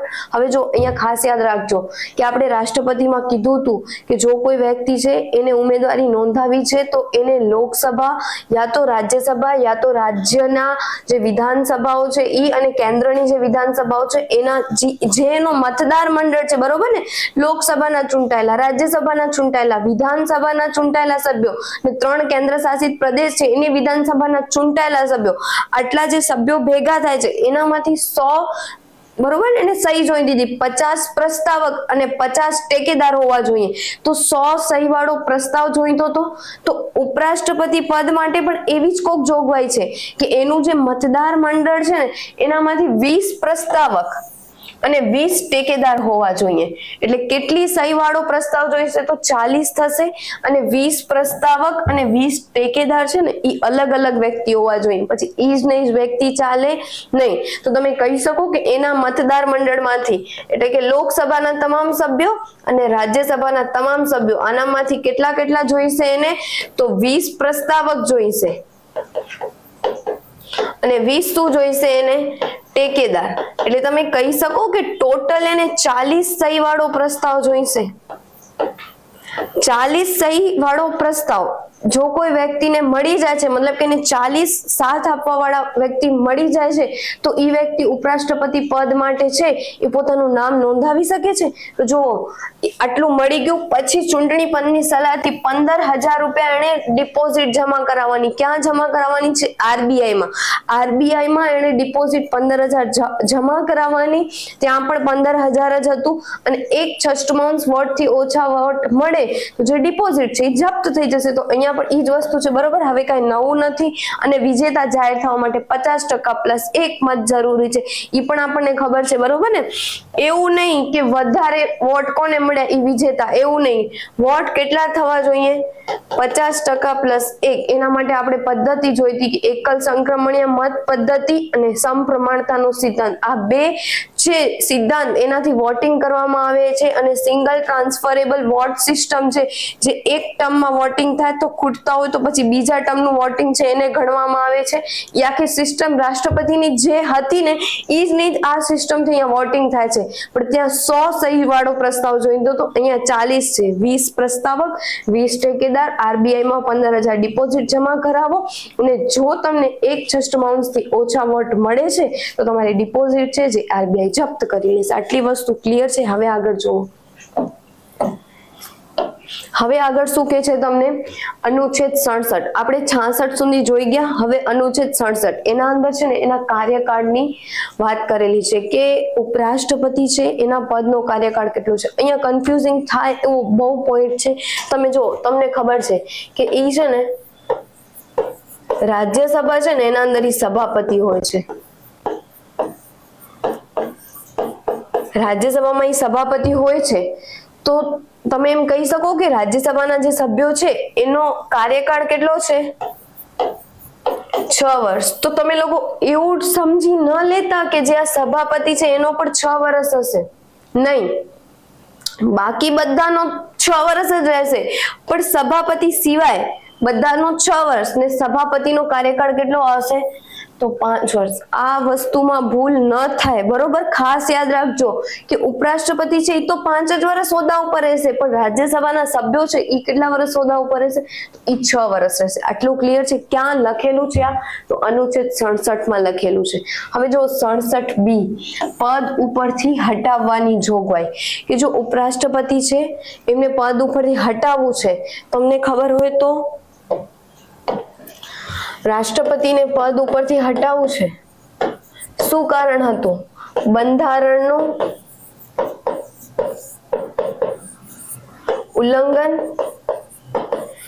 જો રાષ્ટ્રપતિ બંધારણનું ઉલ્લંઘન કરે છે તો એ કારણોસર એમને તમે એમના હોદ્દા ઉપરથી હટાવી શકતા હતા, પણ ઉપરાષ્ટ્રપતિ છે ને એમના માટે એવું કોઈ કારણ જ નથી દર્શાવેલું. ઉપરાષ્ટ્રપતિ છે ને એમના માટે કોઈ પણ કારણ, જો પદ પરથી હટાવવા માટે કોઈ કારણ જ નથી, તમે કોઈ પણ કારણથી એમને હટાવી શકો છો, બરોબર ને? કોઈ કારણ તમને મેન્શન કરવાની એ જરૂર જ નથી કે આ કારણથી અમે એમને હટાવીએ છીએ. હવે જો અમને હટાવવાની પ્રક્રિયા, એક વસ્તુ ખાસ યાદ રાખજો કે કોઈ પણ હોદ્દો છે એને પદ ઉપરથી હટાવવું છે તો પહેલા તો જે સંસદના બે ગૃહ છે, રાજ્યસભા અને લોકસભા, ત્યાંથી છે ને પ્રસ્તાવ શરૂ કરવો પડે. પ્રસ્તાવ શરૂ કરવાનો છે તો કોઈ એક ગૃહથી પ્રક્રિયાની શરૂઆત થશે, યા તો રાજ્યસભા યા તો લોકસભા. રાષ્ટ્રપતિમાં છે ને એ પ્રક્રિયા કયા ગૃહથી શરૂ થાય ને એ નક્કી નહોતું. જો તમે રાજ્યસભાથી શરૂ કરો છો તો બી ડન છે, લોકસભાથી શરૂ કરો છો તો બી ડન છે, પણ ઉપરાષ્ટ્રપતિમાં ખાસ મેન્શન કરેલું છે કયા ગૃહથી પ્રક્રિયાની શરૂઆત થશે. તો કમ્પલસરી ક્યાંથી શરૂ થશે? પ્રથમ રાજ્યસભામાં જ પ્રસ્તાવ રજૂ કરવાનો. કારણ કે એ રાજ્યસભામાં સભાપતિ છે, જોવો તમે, એટલે એમનો પ્રસ્તાવ સૌથી પહેલા ક્યાં લાવવામાં આવશે? તો રાજ્યસભામાં. હવે જોજો આપણે આખી પ્રક્રિયા સમજીએ. રાજ્યસભામાં રજૂ કરવાનો, 14 દિવસ પહેલા જાણ કરવાની. રાષ્ટ્રપતિમાં એ જ હતું, કોઈ પણ ગૃહથી તમે પ્રક્રિયા શરૂ કરી શકો, 14 દિવસ પહેલા રાષ્ટ્રપતિને જાણ કરવી પડે. અહીંયા પણ ઉપરાષ્ટ્રપતિને કેટલા દિવસ પહેલા જાણ કરવાની? 14 દિવસ આગળ. હવે જોવો, જ્યારે તમે પ્રસ્તાવને ગૃહમાં રજૂ કરો છો તો તમે, અહીંયા તો આપણે ઉપરાષ્ટ્રપતિની વાત કરીએ છીએ, તો હું અહીંયા ઉપરાષ્ટ્રપતિના સંદર્ભમાં સમજાવું કે હાલમાં રાજ્યસભામાં 245 છે, બરોબર? 245 સભ્ય છે, એમાંથી તમે સમજો કે 5 સભ્યને એવું લાગે છે કે ઉપરાષ્ટ્રપતિ બરાબર કામ નથી કરતા, ચાલો પ્રસ્તાવ લાવી દઈએ એમને હટાવવા, અમે કારણ તો કઈ આપવાનું નથી, તો તમે નથી લાવી શકતા. જોવો કેટલી તમને બહુમતી જોઈશે? 25% ગૃહની બહુમતી. 25% બહુમતી એટલે હું એમ કહી શકું કે 1/4 બહુમતી છે તો જ તમે પદ ઉપરથી હટાવી શકો છો, અન્યથા તમે લોકો હટાવી શકતા નથી. 245 ના તમે 1/4 કરો ને એટલે 61 જેવા સભ્ય આવશે. 245 માંથી 61 સભ્યને જો એવું લાગે છે કે એમને હટાવી શકાય તો જ હટાવી શકાય. એટલે જોવો કે તમને 1/4 સભ્ય છે ને એ તમારો પ્રસ્તાવ છે એને સાથ આપતા હોવા જોઈએ તો જ તમે પ્રસ્તાવ ગૃહમાં રજૂ કરી શકો છો. જો તમને આટલા વ્યક્તિનો સાથ નથી મળતો તો તમે પ્રસ્તાવ જ ગૃહમાં નથી લાવી શકતા, એટલે પછી કોઈ તો પ્રોસેસ છે એ થવાની નથી. પણ જો 61 સભ્યને એવું લાગે છે કે હા ઉપરાષ્ટ્રપતિને ખરેખર પદ ઉપરથી હટાવવા છે તો 61 સભ્યો છે એ મળી અને રાજ્યસભામાં પ્રસ્તાવ લાવશે અને એની જાણ 14 દિવસ પહેલા ઉપરાષ્ટ્રપતિને કરી દેવામાં આવે છે. હવે આગળ જુઓ પ્રોસેસ કઈ રીતે થાય છે, બરોબર? હવે શું લખેલું છે? પ્રસ્તાવ પસાર કર્યો. જે ગૃહના અંદર તમે પ્રસ્તાવ લાવ્યા, રજૂ કર્યો, એ જ ગૃહમાં પ્રથમ પસાર થશે. તો રાજ્યસભામાં જ પસાર થશે. જોવો, રાજ્યસભાના અંદર વર્તમાન સભ્યમાં લોકસભાની સહમતિથી પદ ઉપરથી હટાવી શકાય છે. હવે જોવો, રાજ્યસભાની વાસ્તવિક બહુમતી અને લોકસભાની સહમતિની જરૂર છે. તો જો વાસ્તવિક બહુમતી એટલે તમે કહી શકો કે 2/3 બહુમતી લાગુ પડશે, બરોબર? એમને પદ ઉપરથી હટાવવા છે તો રાજ્યસભામાં કઈ બહુમતી આવશે? 2/3. જ્યારે લોકસભાની વાત કરું તો લોકસભામાં કઈ બહુમતી આવશે? 50%. એટલે અહીંયા કેટલી છે? 66.66 વાળી બહુમતી, જ્યારે અહીંયા કઈ બહુમતી લાગુ પડશે? 50%. જો રાજ્યસભામાં એ સભાપતિ છે એટલે જો અહીંયા અઘરી બહુમતી રાખેલી છે, જ્યારે લોકસભામાં માત્ર સહમતિ માટે જાય છે. હવે એક વસ્તુ સમજો, પ્રસ્તાવ છે એ તમને 25% લોકોએ સાથ આપી દીધો એટલે પ્રસ્તાવ તમે રાજ્યસભામાં રજૂ કર્યો, જે ગૃહમાં રજૂ એ જ ગૃહમાં પ્રથમ પસાર થાય એટલે રાજ્યસભામાં જ પસાર થશે. રાજ્યસભામાં જેટલા સભ્યો છે એના 2/3 સભ્યની બહુમતી મળે તો જ આ પ્રસ્તાવ કયા ગૃહમાં જશે? તો લોકસભામાં, અન્યથા જશે નહીં. લોકસભાના અંદર પ્રસ્તાવ જાય છે ત્યાં માત્ર સહમતિની જરૂર છે કે હા ડન છે કે એમને હટાવી શકાય છે પદ ઉપર, તો એમને હટાવી શકાશે અને એ જ તારીખથી ઉપરાષ્ટ્રપતિનું જે પદ છે ને એનો હોદ્દો છે ને એ ખાલી જાહેર કરી દેવામાં આવશે. હવે એક વસ્તુ તમને મગજમાં લાઈટ થતી હશે કે જો એ તારીખથી ઉપરાષ્ટ્રપતિનું પદ ખાલી થશે તો એન્ડ ઓફ, તમે જાઓ બેક જાઓ તો રાજ્યસભાના સભાપતિનું કોઈ પદ ખાલી થઈ જશે. તો એક વસ્તુ સમજાય છે કે જો આ પ્રોસેસ કરવામાં આવશે તો બે જગ્યાએ જો અસર કરશે. એક તો રાજ્યસભાના સભાપતિનો પણ હોદ્દો ખાલી થઈ જશે ને, કારણ કે જોવો એ વ્યક્તિ ઉપરાષ્ટ્રપતિ છે, જે જ રાજ્યસભાના સભાપતિ છે, તો ઉપરાષ્ટ્રપતિનો હોદ્દો તો ખાલી થાય. સાથે કયો થશે? તો રાજ્યસભાના સભાપતિનો હોદ્દો ખાલી થશે. આટલી વસ્તુ ક્લિયર છે તમને લોકોને? હવે જોવો, જલ્દીથી જલ્દી તમારે લોકોએ ચૂંટણી કરાવવી પડે. સમજી શકો છો ને તમે લોકો કે જલ્દીથી જલ્દી એ પદ માટે તમારે ચૂંટણી કરાવવી પડે, જેનાથી પછી દેશમાં ઉપરાષ્ટ્રપતિ આવી જાય. હવે એક વસ્તુ યાદ રાખજો, તમને એમ થાય કે ઉપરાષ્ટ્રપતિ છે એમને પદ ઉપરથી નથી હટાવાતું, પણ એ પોતાની સ્વેચ્છાએ રાજીનામું આપવા માંગે છે. જો એ વ્યક્તિ સ્વેચ્છાએ રાજીનામું આપવા માંગે તો એ રાષ્ટ્રપતિને રાજીનામું સોંપી શકે છે, કારણ એમની નિમણૂક જો રાષ્ટ્રપતિએ કરી હોય, બરોબર ને, સમજો છો ને કે આખું જે સંસદ સભ્ય છે એમણે નિમણૂક કરી છે, તો એ પોતાનું રાજીનામું કોને સોંપશે? તો રાજીનામું કોને સોંપશે? રાષ્ટ્રપતિને. અને એમને શપથ છે ને, હવે એક વસ્તુ ખાસ યાદ રાખજો, રાષ્ટ્રપતિને એમણે રાજીનામું સોંપ્યું, હવે એમને શપથ કોણ લેવડાવશે? તો શપથ એમને લેવડાવશે રાષ્ટ્રપતિ. રાષ્ટ્રપતિને જ રાજીનામું આપી શકશે. શપથ પણ કોણ લેવડાવશે? તો શપથ પણ એમને રાષ્ટ્રપતિ લેવડાવશે. ખાસ યાદ રાખજો એક વસ્તુ, કે એમને સભાપતિ તરીકેના શપથ લેવાના હોતા નથી. એમને કયા હોદ્દા માટેના શપથ લેવાના હોય છે? તો એ દેશના ઉપરાષ્ટ્રપતિ છે ને, એ હોદ્દા માટે શપથ લેવાના હોય છે. આ એક્ઝામમાં પૂછેલો પોઈન્ટ છે અને બહુ કન્ફ્યુઝન કરાવે એવો પોઈન્ટ છે કે ઉપરાષ્ટ્રપતિ છે એ કયા હોદ્દા માટે શપથ લે છે? તો ઉપરાષ્ટ્રપતિ કે સભાપતિ કે બંને કે એક પણ નહીં? તો ત્યારે ટીક મારજો કે એ ઉપરાષ્ટ્રપતિ પદના શપથ લે છે, નહીં કે સભાપતિ પદના શપથ લે છે. આટલી વસ્તુ ક્લિયર છે? રાજીનામું કોને આપશે? રાષ્ટ્રપતિને આપશે. હવે આગળ જોવો, પગાર. હવે એમને પગાર કેટલો ચૂકવવામાં આવે છે? જો ઉપરાષ્ટ્રપતિ છે ને, એ પગાર છે ને એ સભાપતિના હોદ્દાનો લેશે. શપથ કોની લે છે? ઉપરાષ્ટ્રપતિ પદની. પણ પગાર જે મેળવે છે ને એ 4 લાખ પ્રતિ માસ, ઈ છે ને એ સભાપતિના હોદ્દાનો પગાર લે છે. તો આ વસ્તુ તમે જોઈ શકો છો કે સભાપતિ તરીકે ઈ 4 લાખ પ્રતિ માસનો પગાર લેશે, બરોબર. અને પગાર છે એ ટેક્સ ફ્રી છે, બરોબર એમનું. હવે એક વસ્તુ જોવો કે એમનું પદ છે એ આકસ્મિક સંજોગોમાં ખાલી થઈ જાય છે. જો ઉપરાષ્ટ્રપતિનું પદ આકસ્મિક સંજોગોમાં ખાલી થાય તો સભાપતિનું પદ પણ આકસ્મિક સંજોગોમાં ખાલી થશે. મેં તમને સમજાવ્યું, યા તો મૃત્યુ થાય છે, યા તો રાજીનામું આપે છે, યા તો એમને હોદ્દા ઉપરથી હટાવવામાં આવે છે. કોઈ પણ કારણ હોઈ શકે. જો ઉપરાષ્ટ્રપતિનું પદ ખાલી થાય તો સભાપતિનું પદ પણ ખાલી થશે. હવે એક વસ્તુ ખાસ યાદ રાખજો કે રાજ્યસભાના ઉપસભાપતિ કાર્યકારી સભાપતિ બને છે, પણ એનાથી ઉપરાષ્ટ્રપતિ ગણી શકાય નહીં. હવે જો રાજ્યસભા છે, એનામાં હેડ ઉપર કોણ હશે? સભાપતિ. પછી સભાપતિના નીચે કોણ હશે? તો ઉપસભાપતિ. હવે જો સભાપતિનું પદ ખાલી થાય છે તો ઉપરાષ્ટ્રપતિનું પદ પણ ખાલી થશે. અને ધ્યાન રાખજો, સમજવા જેવી વસ્તુ છે. જો કોઈ પણ સિચ્યુએશનમાં ઉપરાષ્ટ્રપતિનો પદ ખાલી થાય એટલે સભાપતિનો પદ ખાલી થશે. કોઈ પણ કારણ છે, યા તો મૃત્યુ થાય છે, યા તો રાજીનામું આપી દે છે, કોઈ પણ રીઝનથી જો એમનું મૃત્યુ થાય છે તો આ પદ બંને ખાલી થઈ જશે. એ સંજોગોમાં છે ને આ ઉપસભાપતિ છે ને એ કાર્યકારી સભાપતિ બની જશે. શું બની જશે? ઉપસભાપતિ કાર્યકારી સભાપતિ બની જશે. એટલે આ હોદ્દો તો ટેમ્પરરી ભરાઈ ગયો કહેવાય કે ના કહેવાય? આ હોદ્દો ટેમ્પરરી ભરાઈ જશે. પણ આ જે ઉપસભાપતિ છે એ કાર્યકારી સભાપતિ બને ત્યારે તમે એમને કાર્યકારી ઉપરાષ્ટ્રપતિ કહી શકતા નથી. આ વસ્તુ ખાસ યાદ રાખજો. એ ટાઈમે ઉપરાષ્ટ્રપતિનો પદ છે એ તો ખાલી જશે. ખાલી કયો ટેમ્પરરી હોદ્દો ભરાશે? તો સભાપતિનો હોદ્દો ભરાશે. એટલે એક્ઝામમાં પૂછાઈ શકે એવું છે કે જો ઉપરાષ્ટ્રપતિ રાજીનામું આપે છે, યા તો મૃત્યુ થઈ જાય છે, યા તો એમને હોદ્દા ઉપરથી હટાવી નાખવામાં આવે છે, ત્યારે ઉપસભાપતિ છે એ કાર્યકારી સભાપતિ બને છે, તો શું એમને કાર્યકારી ઉપરાષ્ટ્રપતિ કહી શકાય? તો ના, નથી કહી શકાતું. એ ટાઈમે આ હોદ્દો તો શું હશે? ખાલી. આ વ્યક્તિ છે એ નહીં હોય તો આ હોદ્દો તો ખાલી જ થઈ જશે, બરોબર. તો આને કાર્યકારી સભાપતિ કહેવાય, પણ કાર્યકારી ઉપરાષ્ટ્રપતિ કહી શકાતા નથી. આ વસ્તુ ક્લિયર થઈ? જો અહીંયા કેટલા પોઈન્ટ સમજવા જેવા હતા. પગાર કે કયા હોદ્દા માટે લે છે? તો સભાપતિના હોદ્દા માટે. શપથ કયા હોદ્દા માટે લે છે? તો ઉપરાષ્ટ્રપતિના હોદ્દા માટે શપથ લે છે.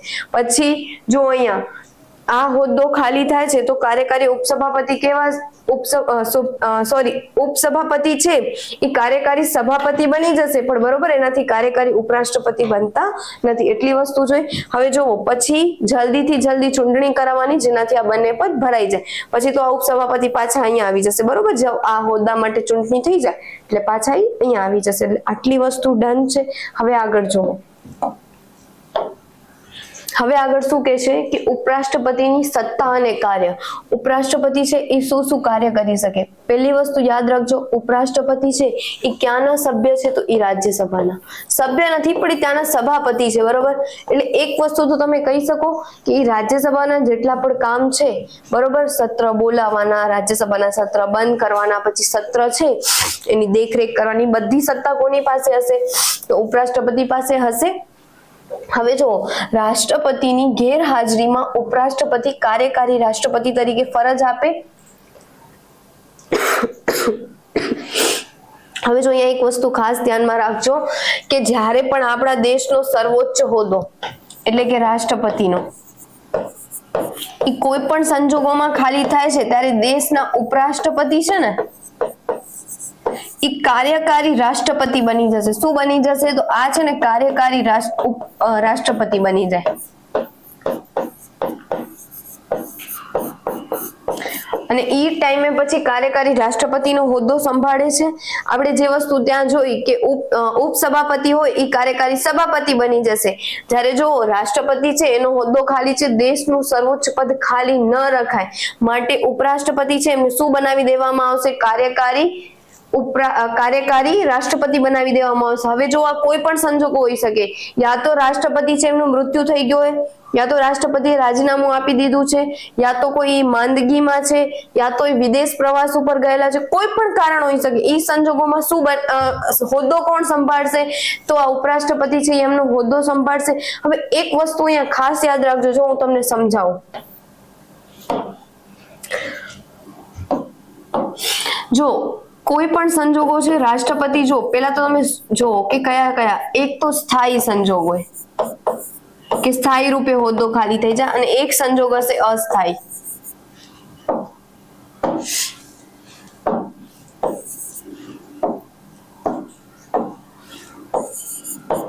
અસ્થાયી રૂપે એમનો હોદ્દો ખાલી થાય. જો સ્થાયી રૂપે એટલે શું થઈ જાય? વ્યક્તિનું મૃત્યુ, એટલે કોઈ દિવસ હોદ્દા ઉપર પાછા નથી આવવાના. પછી સમજો કે એ રાજીનામું આપી દે છે તો પણ એ હોદ્દા ઉપર પાછા નહીં આવે. પછી તમે જુઓ મહાભિયોગ. મહાભિયોગની પ્રક્રિયા દ્વારા એમને હટાવવામાં આવે તો પણ એમનો હોદ્દો શું થઈ જશે? ખાલી. એટલે આ સ્થાયી રૂપે ખાલી હોદ્દો કહેવાય. હવે જુઓ અસ્થાયી રૂપે, એટલે અસ્થાયી રૂપે એટલે કોઈ વિદેશ પ્રવાસ ઉપર ગયા છે તો એ પાછા તો આવશે ને. એક તો વિદેશ પ્રવાસ, યા તો હમણાં ઈ માંદા છે એટલે કે માંદગી, યા તો ઈ રેસ્ટ ઉપર છે એટલે એમણે અવકાશ લીધેલો છે, મતલબ કે હમણાં કામ નથી કરવું, થોડો ટાઈમ રેસ્ટ જોઈએ છે, બરોબર ને? સમજી શકો છો ને? એટલે આ સ્થાયી રૂપે હોદ્દો ખાલી થયો અને આ અસ્થાયી રૂપે ખાલી થયો. ખાસ યાદ રાખજો, જ્યારે પણ સ્થાયી રૂપે હોદ્દો ખાલી થાય ને ત્યારે ઉપરાષ્ટ્રપતિ છે ને એમને કાર્યકારી રાષ્ટ્રપતિ કહી શકો તમે.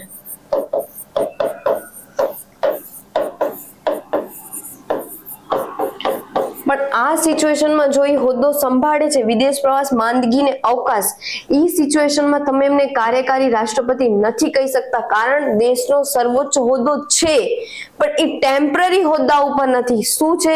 વિદેશ પ્રવાસ ઉપર છે, માંદગી યા તો અવકાશ. એટલે તમે કોઈ વ્યક્તિને કાર્યકારી રાષ્ટ્રપતિ ન કહી શકો, કારણ કે ઓલરેડી આપણા દેશના રાષ્ટ્રપતિ છે, એ હજી છે હોદ્દા ઉપર પણ એ થોડા ટાઈમ માટે નથી. એટલે આ સમયમાં એ કાર્યકારી રાષ્ટ્રપતિ ગણી શકાતા નથી. આ વસ્તુ ખાસ ક્લિયર રાખજો. કાર્યકારી રાષ્ટ્રપતિ ગણી શકાય નહીં, પણ આ સિચ્યુએશન છે તો એમને ગણી શકાય છે. અને એક વસ્તુ ખાસ યાદ રાખજો કે જ્યારે ઉપરાષ્ટ્રપતિ છે ને એ કાર્યકારી રાષ્ટ્રપતિનો હોદ્દો સંભાળે ને ત્યારે એમને 5 લાખ પ્રતિમાસ પગાર અપાય છે. 5 લાખ પગાર અપાય છે. કારણ કે રાષ્ટ્રપતિનો હોદ્દો સંભાળે છે તો જે રાષ્ટ્રપતિને પગાર મળતો હોય એ પગાર આમને મળવો જોઈએ ને. હવે આ 3 સિચ્યુએશન છે એના અંદર જો એ કાર્યકારી બન્યા છે, બરોબર, તો પછી જલ્દીથી જલ્દી વહેલી તકે ચૂંટણી થઈ જવી જોઈએ, બરોબર, અને પછી હોદ્દાને પાછો ભરી દેવામાં આવે છે. તો આટલી વસ્તુ તમને લોકોને ક્લિયર થાય છે. હવે જો આગળ આપણે જોઈએ હવે જો આ વસ્તુ આપણે જોઈ, મેં તમને સમજાવ્યું સ્થાયી રૂપે અસ્થાયી રૂપે, બરોબર. જવાબદારી સંભાળે પરંતુ કાર્યકાળ રાષ્ટ્રપતિ ગણાશે નહીં, કાર્યકારી આવશે. ઓકે, અહીંયા હવે જુઓ બીજું કામ શું છે એમનું, તો મેં તમને સમજાવ્યું એવી રીતે કે રાજ્યસભાનું સંચાલન કરશે કારણ કે ત્યાંના સભાપતિ છે એના માટે. હવે જુઓ રાજ્યસભાના સભ્યની પક્ષ પલટા કાનૂનના કારણે એની ગેરલાયકાત નક્કી કરી. કોઈ રાજ્યસભાનો સભ્ય છે જેણે પોતાનો પક્ષ છે એ પલટો કરી નાખ્યો, બરોબર, એને પાર્ટી ચેન્જ કરી નાખી છે, તો એ ગેરલાયકાત, એ વ્યક્તિ ગેરલાયકાત છે ને એની, બરોબર, લાયકાત નથી, તો એ ગેરલાયકાત છે એની નક્કી કોણ કરશે? તમે કોઈ પણ માણસ આવીને એમ ના કહી શકે કે આ વ્યક્તિએ પાર્ટી ચેન્જ કરી દીધી. એના માટે એક પર્ટિક્યુલર વ્યક્તિ છે જે આ સભાપતિ છે એ જ નક્કી કરી શકે કે હા આ વ્યક્તિએ પાર્ટી ચેન્જ કરી છે કે નથી કરી. તો એ પણ જોવાની સત્તા કોની છે? તો ઉપરાષ્ટ્રપતિની છે, બરોબર. હવે જો એક વસ્તુ કે રાજ્યસભામાં એ નિર્ણાયક મત પણ આપી શકે છે અને કોરમની સંખ્યા પણ એ જ નક્કી કરે છે. જો રાજ્યસભામાં કોઈ પણ બાબત છે એના માટે જ્યારે વોટિંગ થાય છે ત્યારે ફર્સ્ટ રાઉન્ડ હોય ને એના અંદર જે સભાપતિઓની વોટ ન કરે, એ લોકસભાની વાત કરો કે તમે રાજ્યસભાની વાત કરો, પહેલો રાઉન્ડ વોટિંગ નો થાય છે ને તો એ વોટ નહીં કરે વ્યક્તિ, યા તો અધ્યક્ષ હોય યા તો સભાપતિ હોય.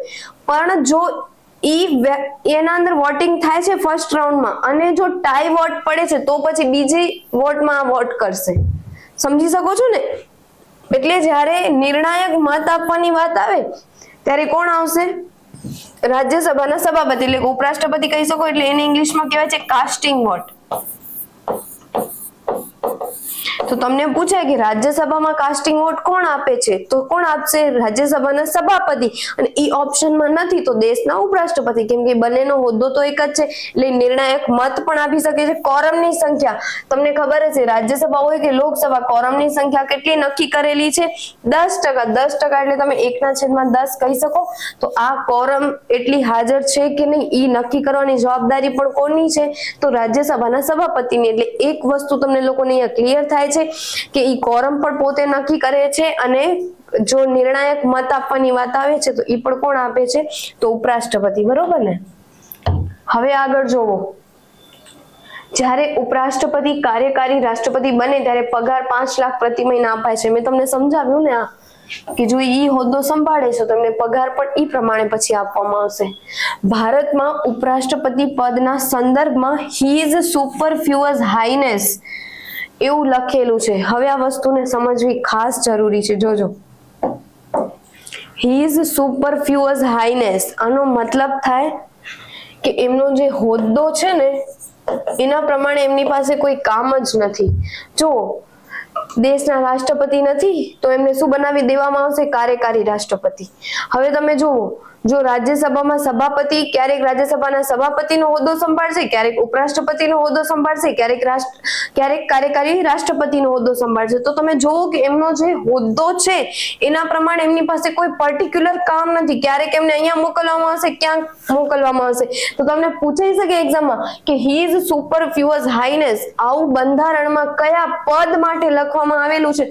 તો ઉપરાષ્ટ્રપતિના પદ માટે, કે એમનો જે હોદ્દો છે એના પ્રમાણે એમની પાસે કોઈ કામ નથી. તો આવું બરોબર તમે કહી શકો કે કોના માટે છે? તો ઉપરાષ્ટ્રપતિ માટે, બરોબર. હવે આગળ જોવો, ભારતનું એકમાત્ર ગૃહ જેના અધ્યક્ષ તેના ગૃહના સભ્ય નથી. તો તમે જોયું ને કે રાજ્યસભાના અંદર ઉપરાષ્ટ્રપતિ છે, ઈ રાજ્યસભાના શું છે? તો સભાપતિ છે.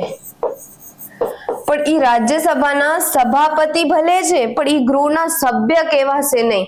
તમે જો લોકસભાના જે અધ્યક્ષ છે ને બનશે ને જે સ્પીકર, ઈ ગૃહના સભ્યમાંથી જ બનાવવામાં આવશે. એટલે કે જે આ સભાપતિ છે ને એ રાજ્યસભાના 245 સભ્ય છે ને એમાંથી એક નથી. આ સમજી શકો છો ને? પણ જો જ્યારે તમે લોકસભાની વાત કરો, લોકસભામાં 545 સભ્ય છે એમાંથી જ એક વ્યક્તિ છે એ બનશે.